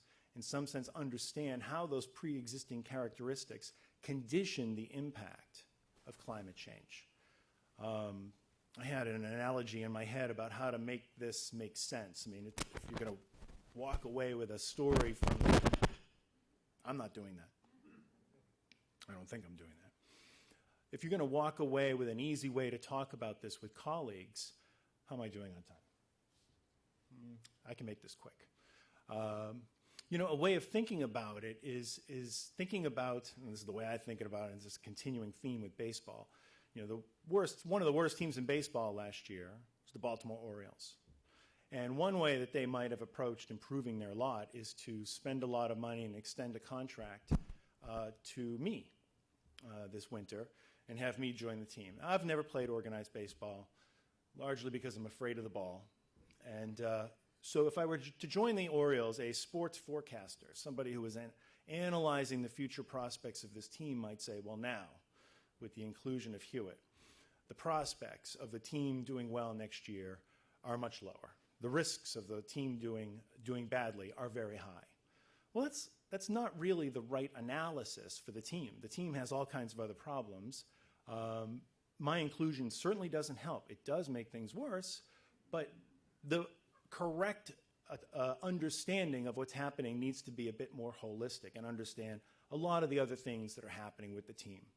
In a sense, I'm like climate change, and the Orioles are, you know, like the Somalia and the Ethiopias of the world.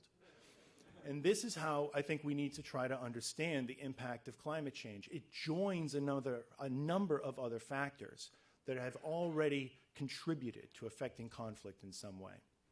That's half of the picture. Another half that we can focus on is this. Remember, more than half of the countries, according to Wheeler's framework, that are highly at risk for climate threats are themselves not fragile.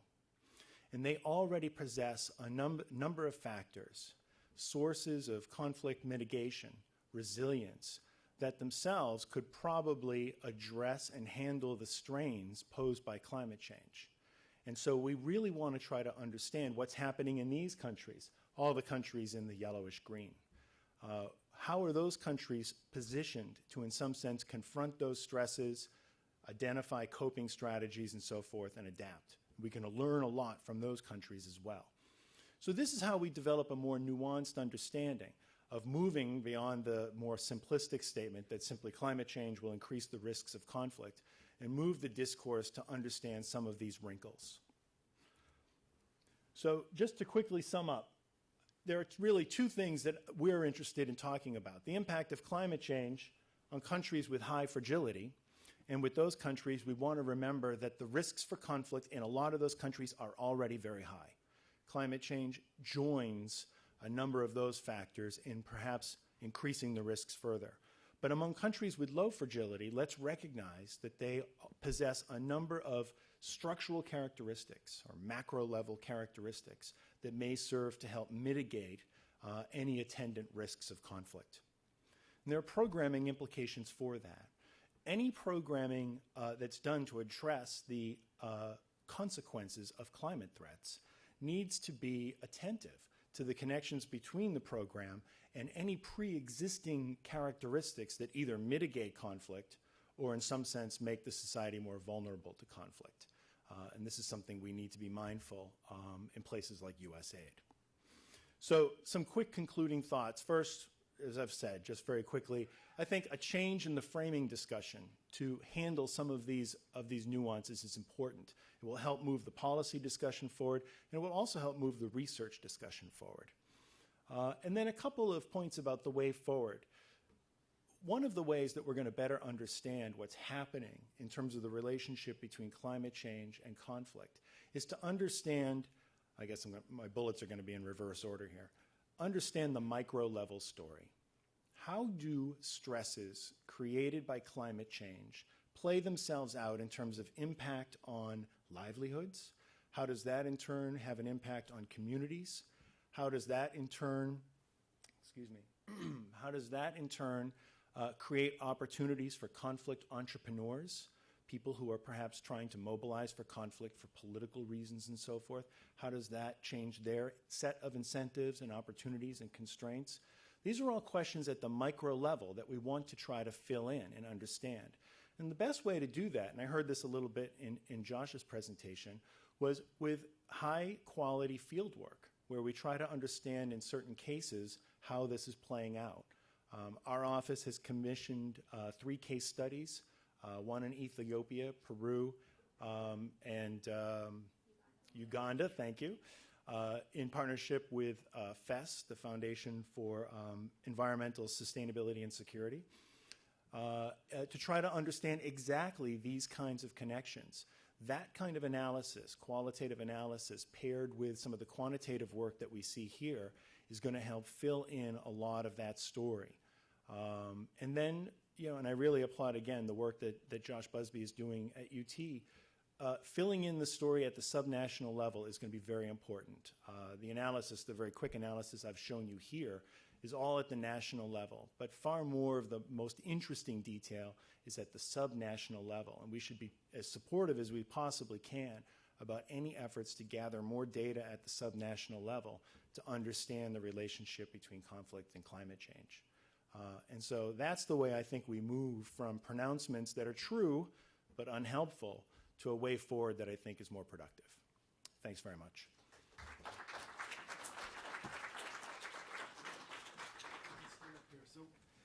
Yeah, Joe, go ahead and stay up here, and if I can invite the rest of our presenters up here so we have a little time for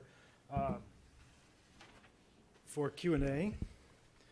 Thank you all 4 of you, and thank you, the audience. I know we're asking a lot of you with 4 presenters, all of which were substantive and rich to test your endurance on a Monday morning the week of the holidays. You should have a 7th inning stretch. That's right, indeed. And so if you do need a caffeine or a sugar reboot, or you're welcome to do that in the midst of the discussion, but don't want to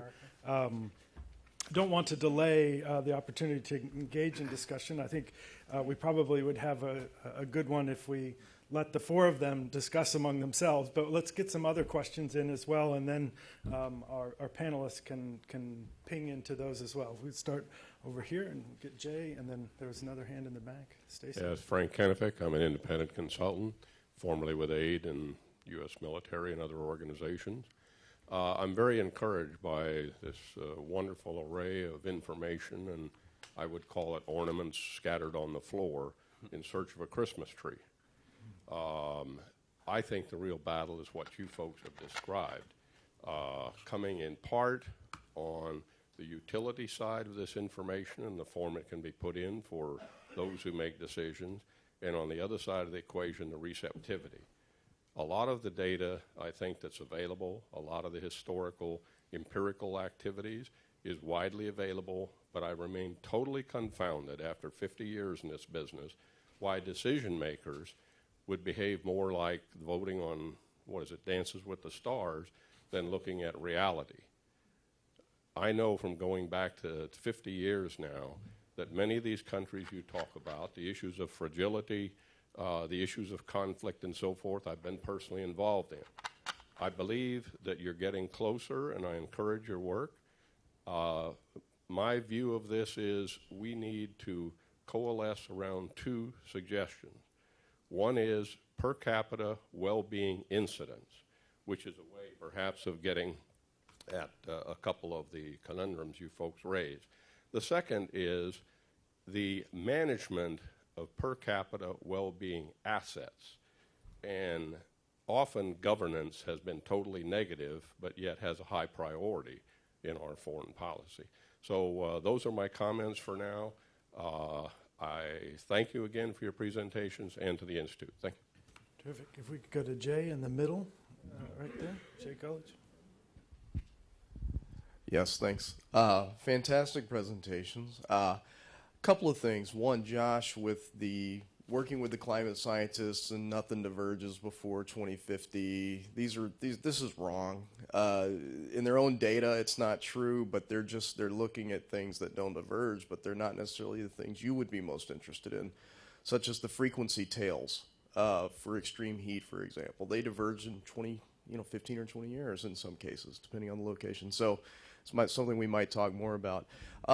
On Solomon, on your work, I read your paper with interest, and one thing that strikes me is that what you might be able to. I'm interested in separating how the difference might emerge between ongoing persistent climate variability and its association with conflicts versus long-term global warming, where presumably novel types of processes would emerge.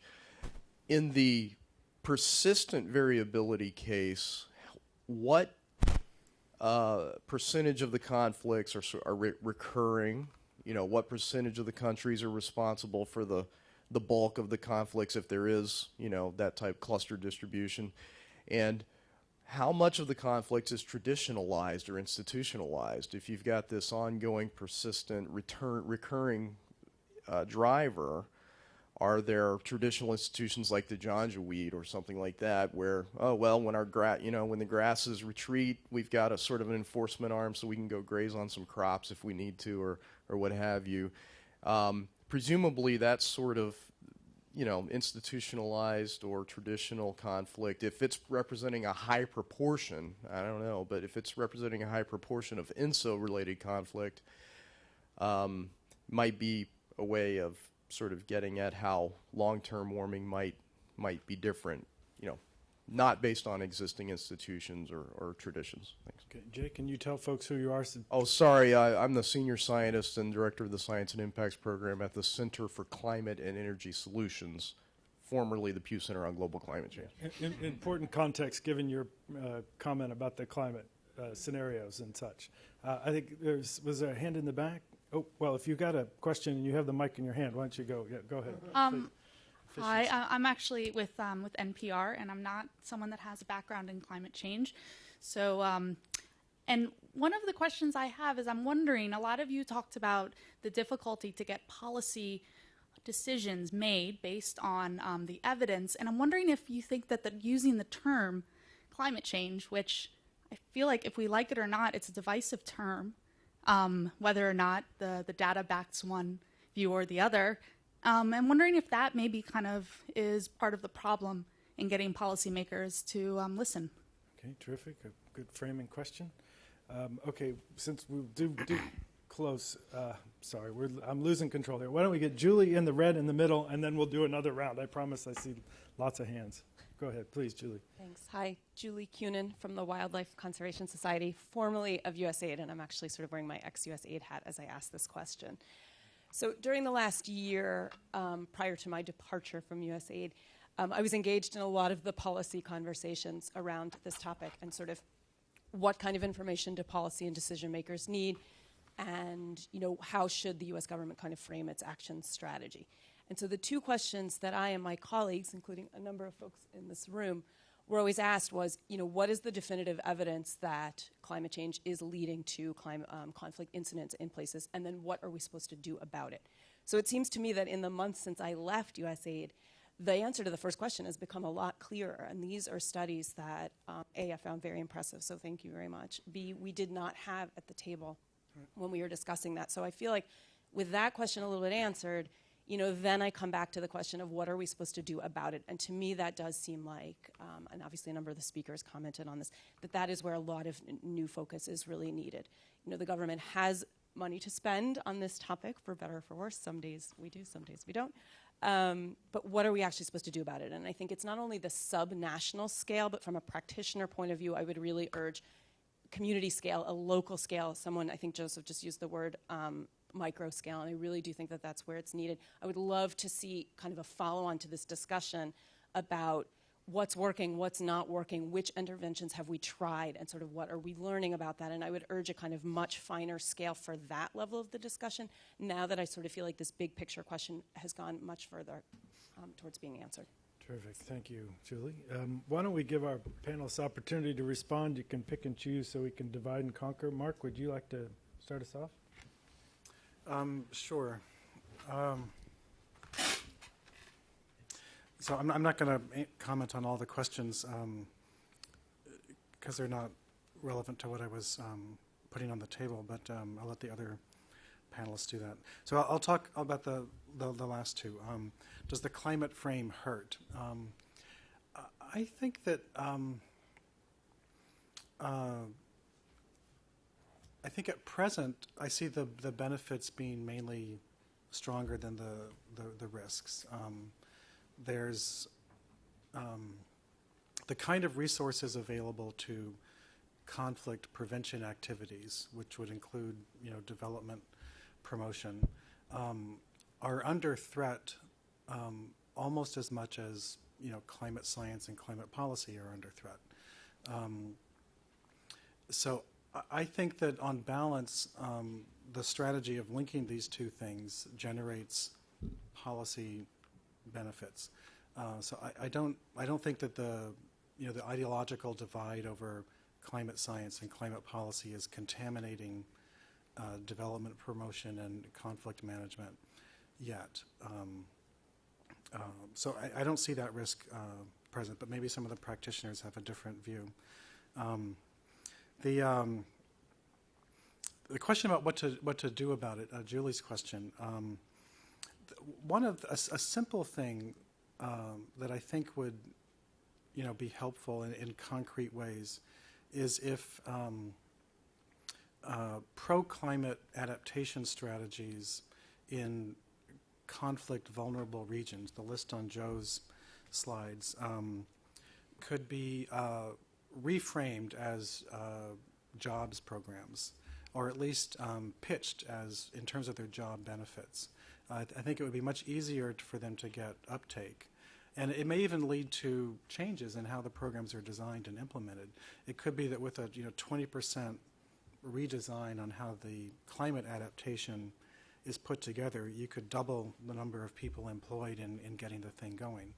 And so that would generate much more enthusiasm in these post-conflict or conflict vulnerable countries than if you try to sell it purely on the benefits 10, 20 years from now because of managing the climate risks.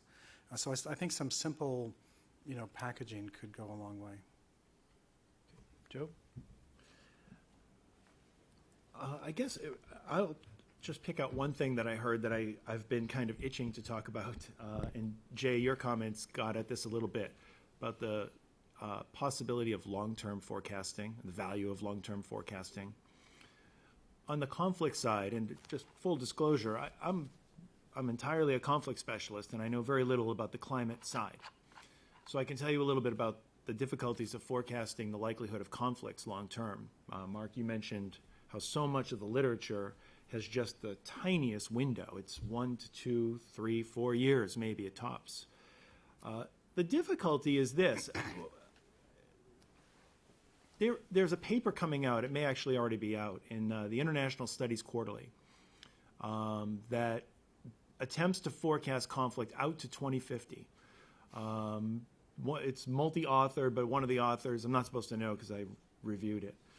Well, the secret's out now, but it's a great paper and everybody should read it. It's Hovard Hagra,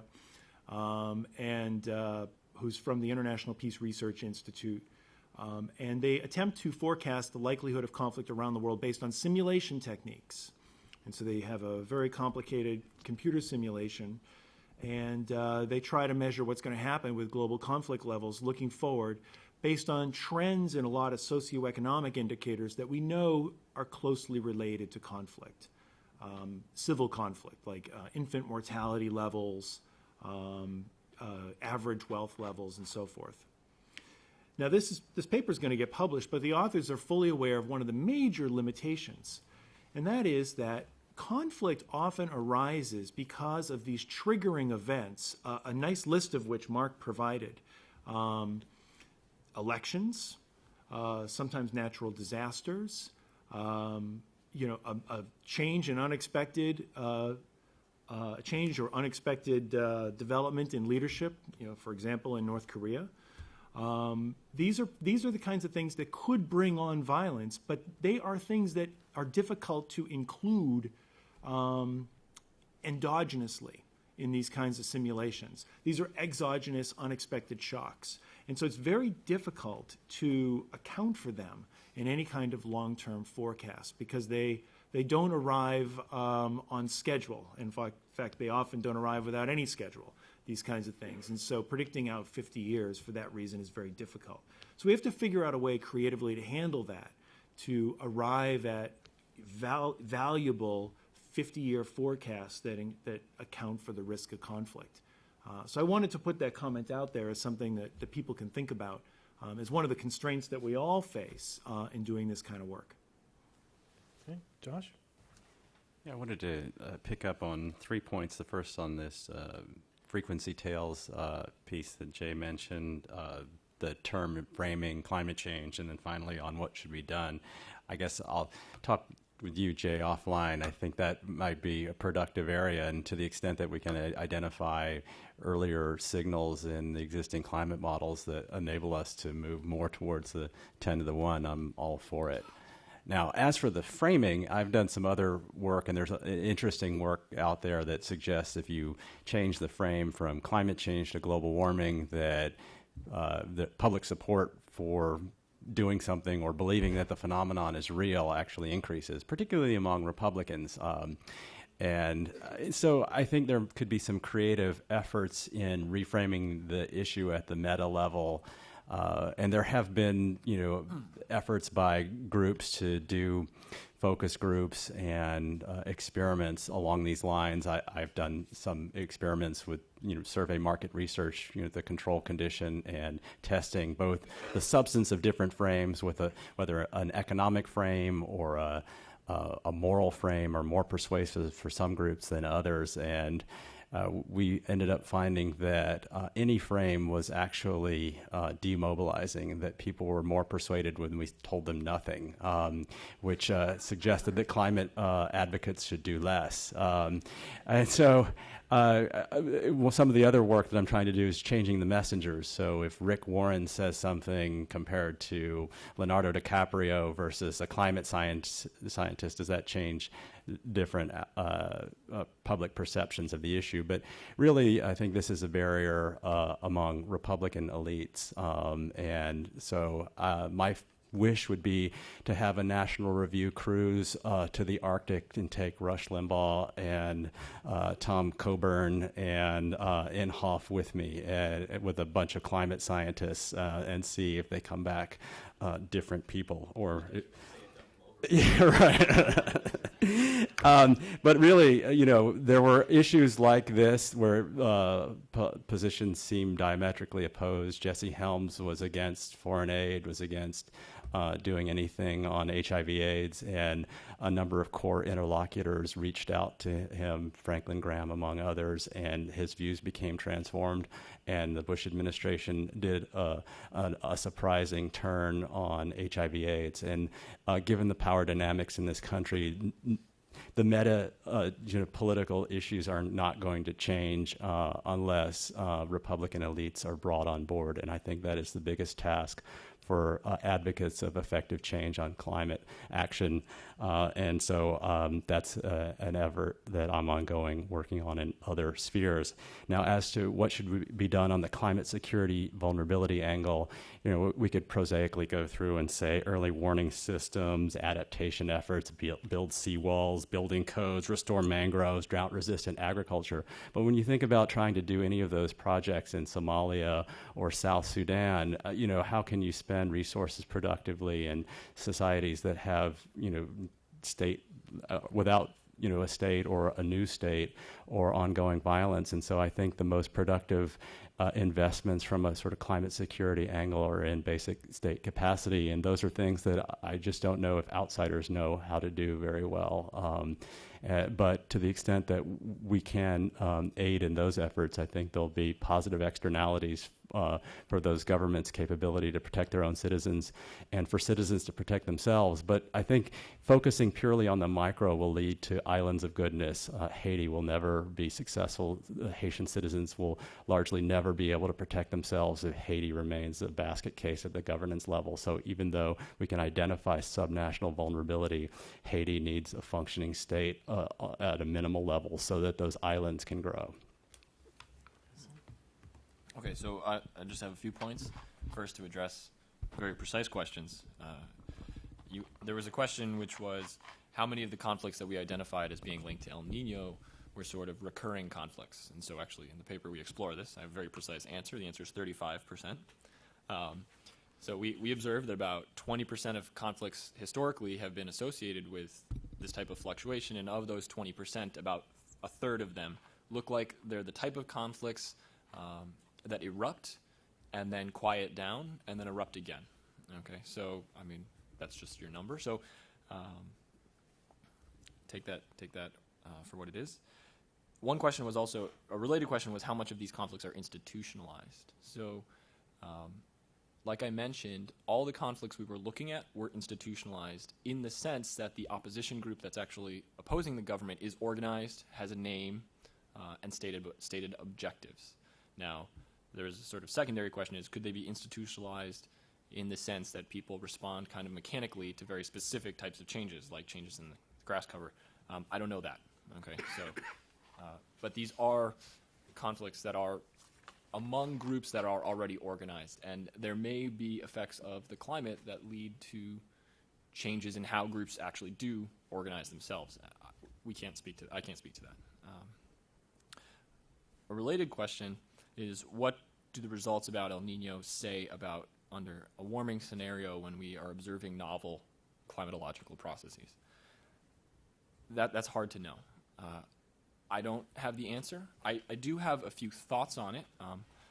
One important point I think to recognize is that El Ninos have been occurring on a planetary scale for thousands of years.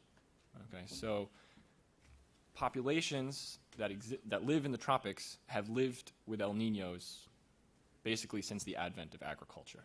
Okay, so first of all, we always talk about populations adapting to their climate, and I think populations do adapt to their climate. I have other research, I think, showing that. But whatever populations are doing, they still haven't been able to find a way to organize themselves so that when these very quasi-regular events occur, they don't lead to conflict.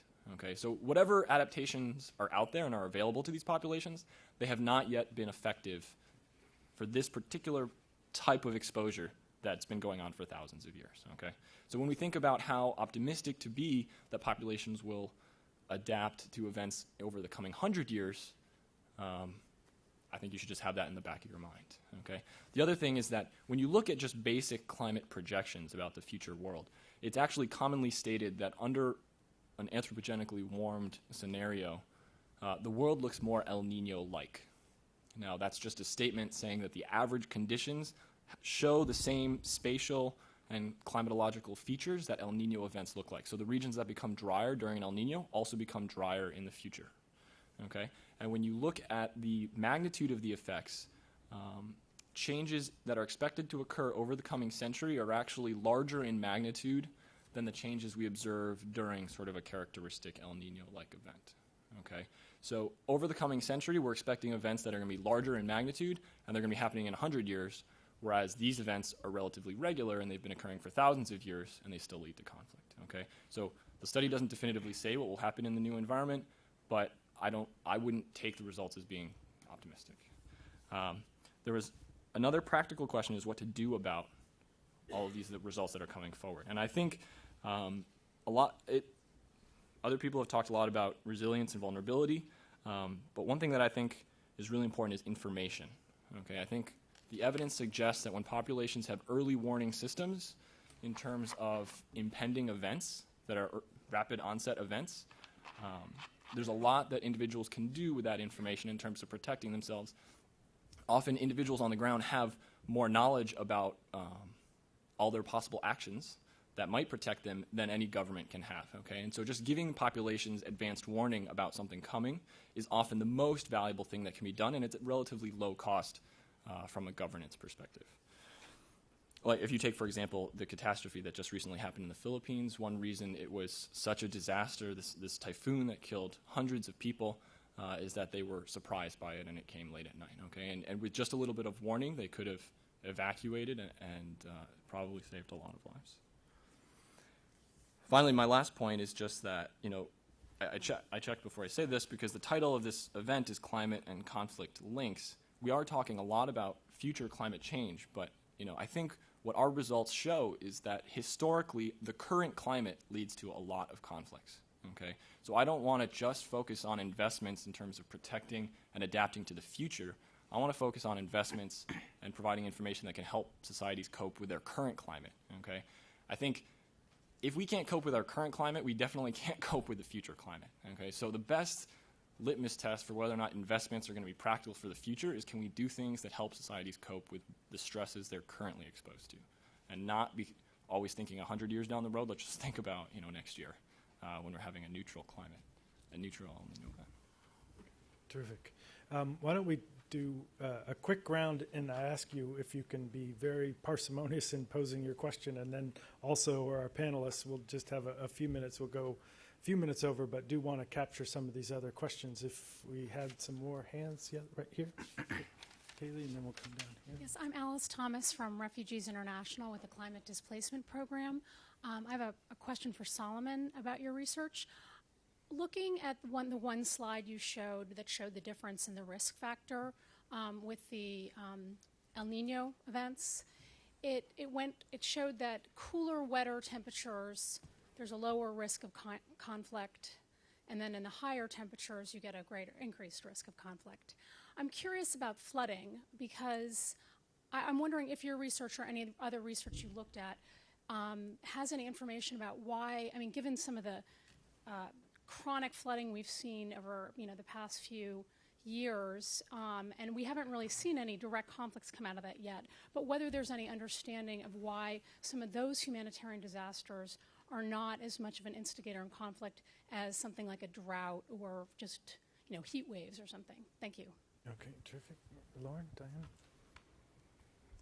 Hi, Diane Russell with the USAID's Office of Natural Resource Management. I have a question about these units of analysis that people are using. I mean, I think we use what we're comfortable with, and I'm an anthropologist. I'd probably be very comfortable with the micro level, community level, but I work in biodiversity conservation, and I'm wondering about the landscape level and about sort of transboundary large-scale natural resources that are going to be critical at the continental and global level, and whether we really need to focus our analysis around these, you know, glaciers, forests, rangelands, rivers, and things like that that are actually going to be determining the fate of the climate, and looking at the relationship between conflict and management and governance of those large-scale transboundary resources. Thanks. Thank you very much, Dan. Yeah, down in front, Kaylee, and then we'll go right behind her. I'm Bob Hershey. I'm a consultant. What are some of the factors that go into this fragility indicator? Okay, thank you, Bob. Ma'am? Lynn Cherry, Carey Institute of Ecosystem Studies and producer of the Young Voices on climate change films. If I understood that some of you thought that it was there was one of the problems was that the standard of living, and that with increased standard of living you have less conflict. And if that's the case, then have you calculated in the increased CO2 emissions from an increased standard of living when you're looking at your solutions? Mm-hmm. Yeah, these things are all connected in inconvenient ways. Yeah, Kristen? Hi, Kristen Patterson with the Nature Conservancy's Africa region, and this question I think is more for Josh. This is also focused on Africa. So much of Africa is, you know, semi-arid and is too dry for agriculture. And traditionally, if you look across the Sahel with the transhumance that pastoralists do, also on the Horn of Africa, northern Kenya, coming across from Ethiopia, pastoralists migrate, across boundaries and have adapted, I would say, to changes in climate or seasonal weather patterns in order to access access to grazing for grass for their cattle and for water resources. And these are traditionally areas that have very low population densities. And so I think in some of the data where you weigh population density, it would be interesting to then to take that out and to put a greater weight on areas that are perhaps more prone to insecurity because of the low population densities. So if you look at Niger as a good example of that, with Al-Qaeda in the Maghreb moving into Niger, precisely because there is poor governance and little means for the government to monitor who is accessing their territory. The same thing is happening in Kenya now, especially with people coming over from Somalia. So I was really interested in the CCAP's work that when you said that you were going to be overlaying data on areas that are of interest for national security from a U.S. perspective. But I think it would be interesting to work with African governments too to see to help them identify those regions, not only for security at the national level in Africa and at the global level, but also thinking about GDP. For example, in Kenya, about 10% of the GDP comes from pastoralists in northern Kenya, an area that is increasingly becoming less secure. Okay, terrific. Stacy, in the back. Just two things together. I think those of us who work a lot in climate change, one of my bailiwicks is that we talk too much about the future. And so I want to kind of pick up on Solomon's comment and say that I think actually one of the great thing about this panel, it's an excellent panel on this topic, is that actually most of you are talking about research that shows that we're doing things badly now, right? So that, and whether that's thinking about the relationships of the environment and conflict management now rather than 10 years from now. This is partly related to another point, which is that the way it seems to me to think about framing climate change is to not stop saying the words climate change, especially in this town where it's still convenient to pretend it isn't happening, but to say that actually we have to see doing things about climate change as vehicles for solving problems that people have now, and not, again, about staving off some mythical risks in the future. And there's a long list of big risks in the future, right? So this is why I think that there's some great stuff in here about framing these for problems now, governance problems now in some of the areas that are highlighted on your maps. And Josh, I love your idea of trying to connect some of these risks to geostrategic interests of the U.S. government, but I think you should take that as an audience comment generally. So whether it's the Clinton Foundation and the Gates Foundation and the parts of the world they are most active in and they are most engaged in, where policymakers in some of those countries listen to them whenever they show up, right? Or as U.S. policymakers in some countries, or it might be European Union or DFID folks who are more active in some countries than the U.S. is. So I think you could think strategically about where the insights in this group of people together can really be placed to reach different places on that map, on those maps that you have, and different places in Washington. Okay, terrific. Well, why don't we give you guys a final opportunity to respond. Again, Mark, would you like to start us off? Yeah, I don't want to take too much time. This has all been really interesting, and I've learned a lot from the audience questions. I think I'll just tackle Lynn's question about the carbon footprint of prosperity. So obviously, yes, the countries that are wealthy or that have earned their peacefulness through prosperity have done so at a price of increased carbon emissions. And so therefore, if you tried to imagine a world that got peaceful solely by getting rich, you would be in a climate situation that is out of bounds in multiple dimensions that are extremely frightening. So it wouldn't be a very likely pathway towards sustainable peace because of all of those climate-related changes. But obviously our ability to predict how security would unravel in that world is almost zero. because all of those conditions would be without historical precedent. So the basic point that prosperity by itself will not be a solution to these climate threats, I think, is well taken.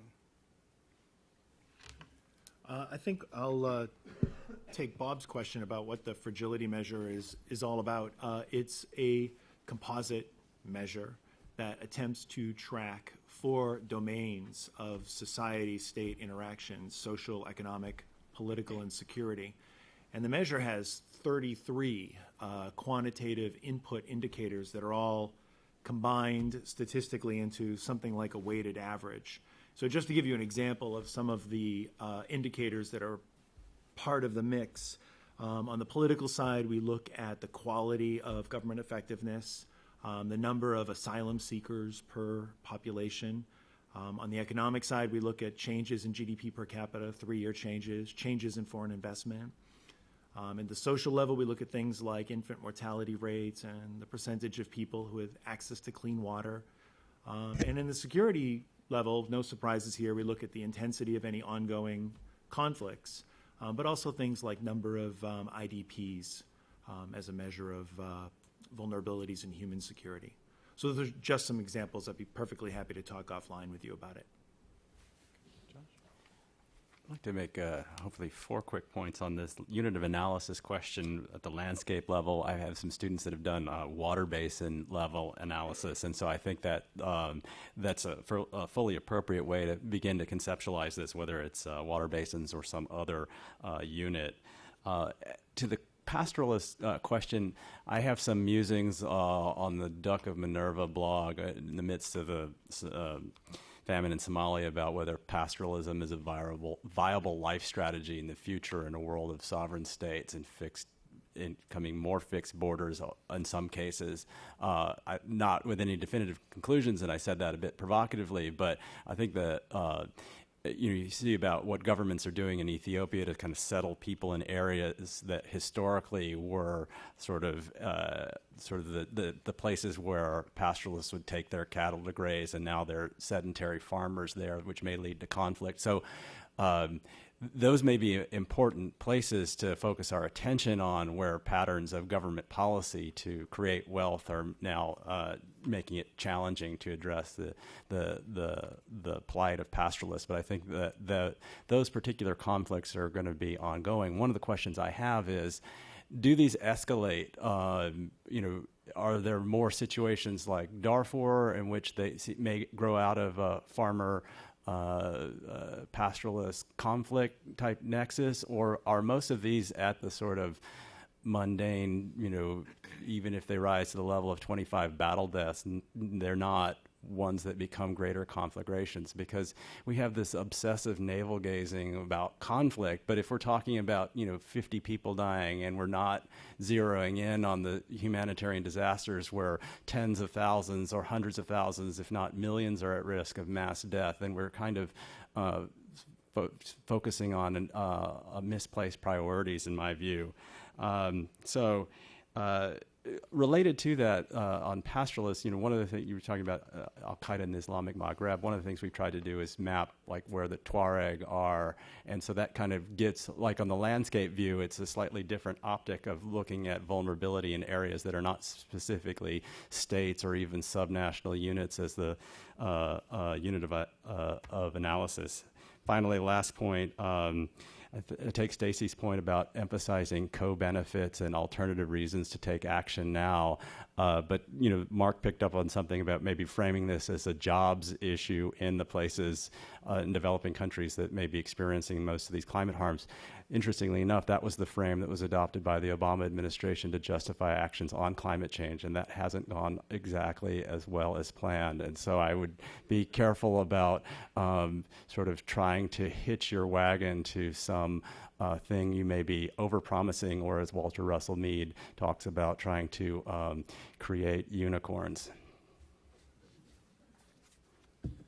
So I'll just address 2 questions. So one was this question of flooding. And so I think one nuance that I sort of brushed over is that actually El Nino events are associated with flooding events in very specific regions. So one reason on average, there's drying throughout the tropics. But what happens is a lot of the moisture that goes in the atmosphere actually becomes concentrated in very specific regions, like, for example, in certain parts of Central America or South Africa. So there are flooding events associated with El Nino, generally more so than during La Nina. So one of the many environmental impacts is that in some locations. Now, we didn't look at sort of the differential effects of changes in temperature versus changes in flooding versus changes in average rainfall. So, like I said before, we don't know the mechanism yet, and we're trying to pin it down with more detailed analysis. But we definitely can't rule out an association with flooding. Maybe one of these more detailed data sets in the future will give us some more tools to look at, flooding in particular, hopefully in the future. And also relevant to what you were saying, we're currently looking at some migration patterns in response, including refugees and related to El Nino.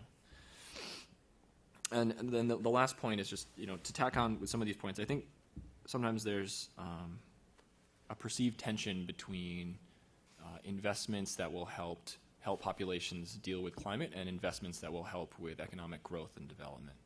And I think one thing that we've observed, all of us have observed, is that, whatever it is that allows populations to grow economically are probably the same set of characteristics that make them more resilient to environmental shocks and less vulnerable.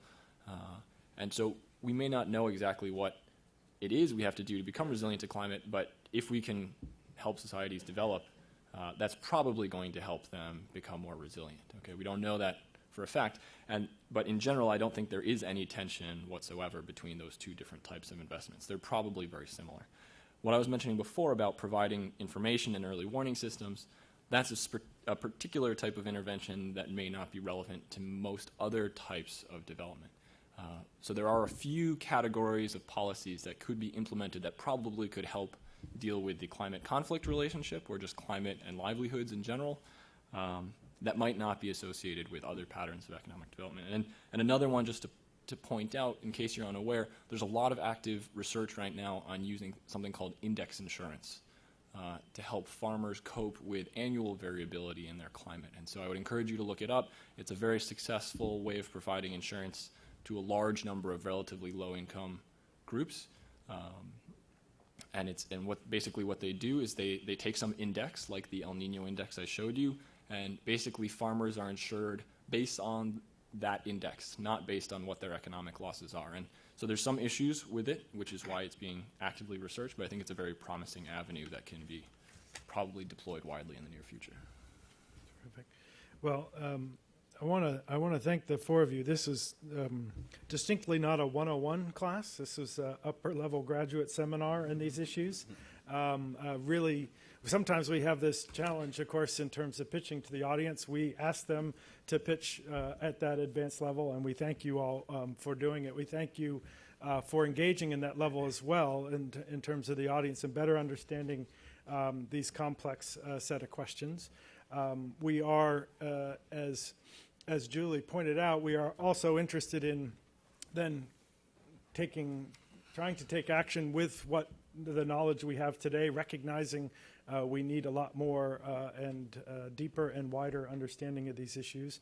So it is something that, as part of this Resources for Peace Project collaboration with AID, we will have had and will continue to have opportunities in very specific places to discuss that practical set of questions, as well as some of the larger questions of how we bring these worlds of climate and even natural resources people together, and then the development community, and then the conflict and broader security community. Very different languages, different acronyms, different tools, but as we've seen today, an awful lot of overlaps that require these conversations, require that we get out of our comfortable disciplinary silos, office silos, funding earmark silos and such to find ways to better understand each other and work together. So thank you to the four of you for helping us down that path, and thank you to the audience. We hope you will continue to come back, find some of these resources online. We'll have all of today's stuff on the Wilson Center website and on our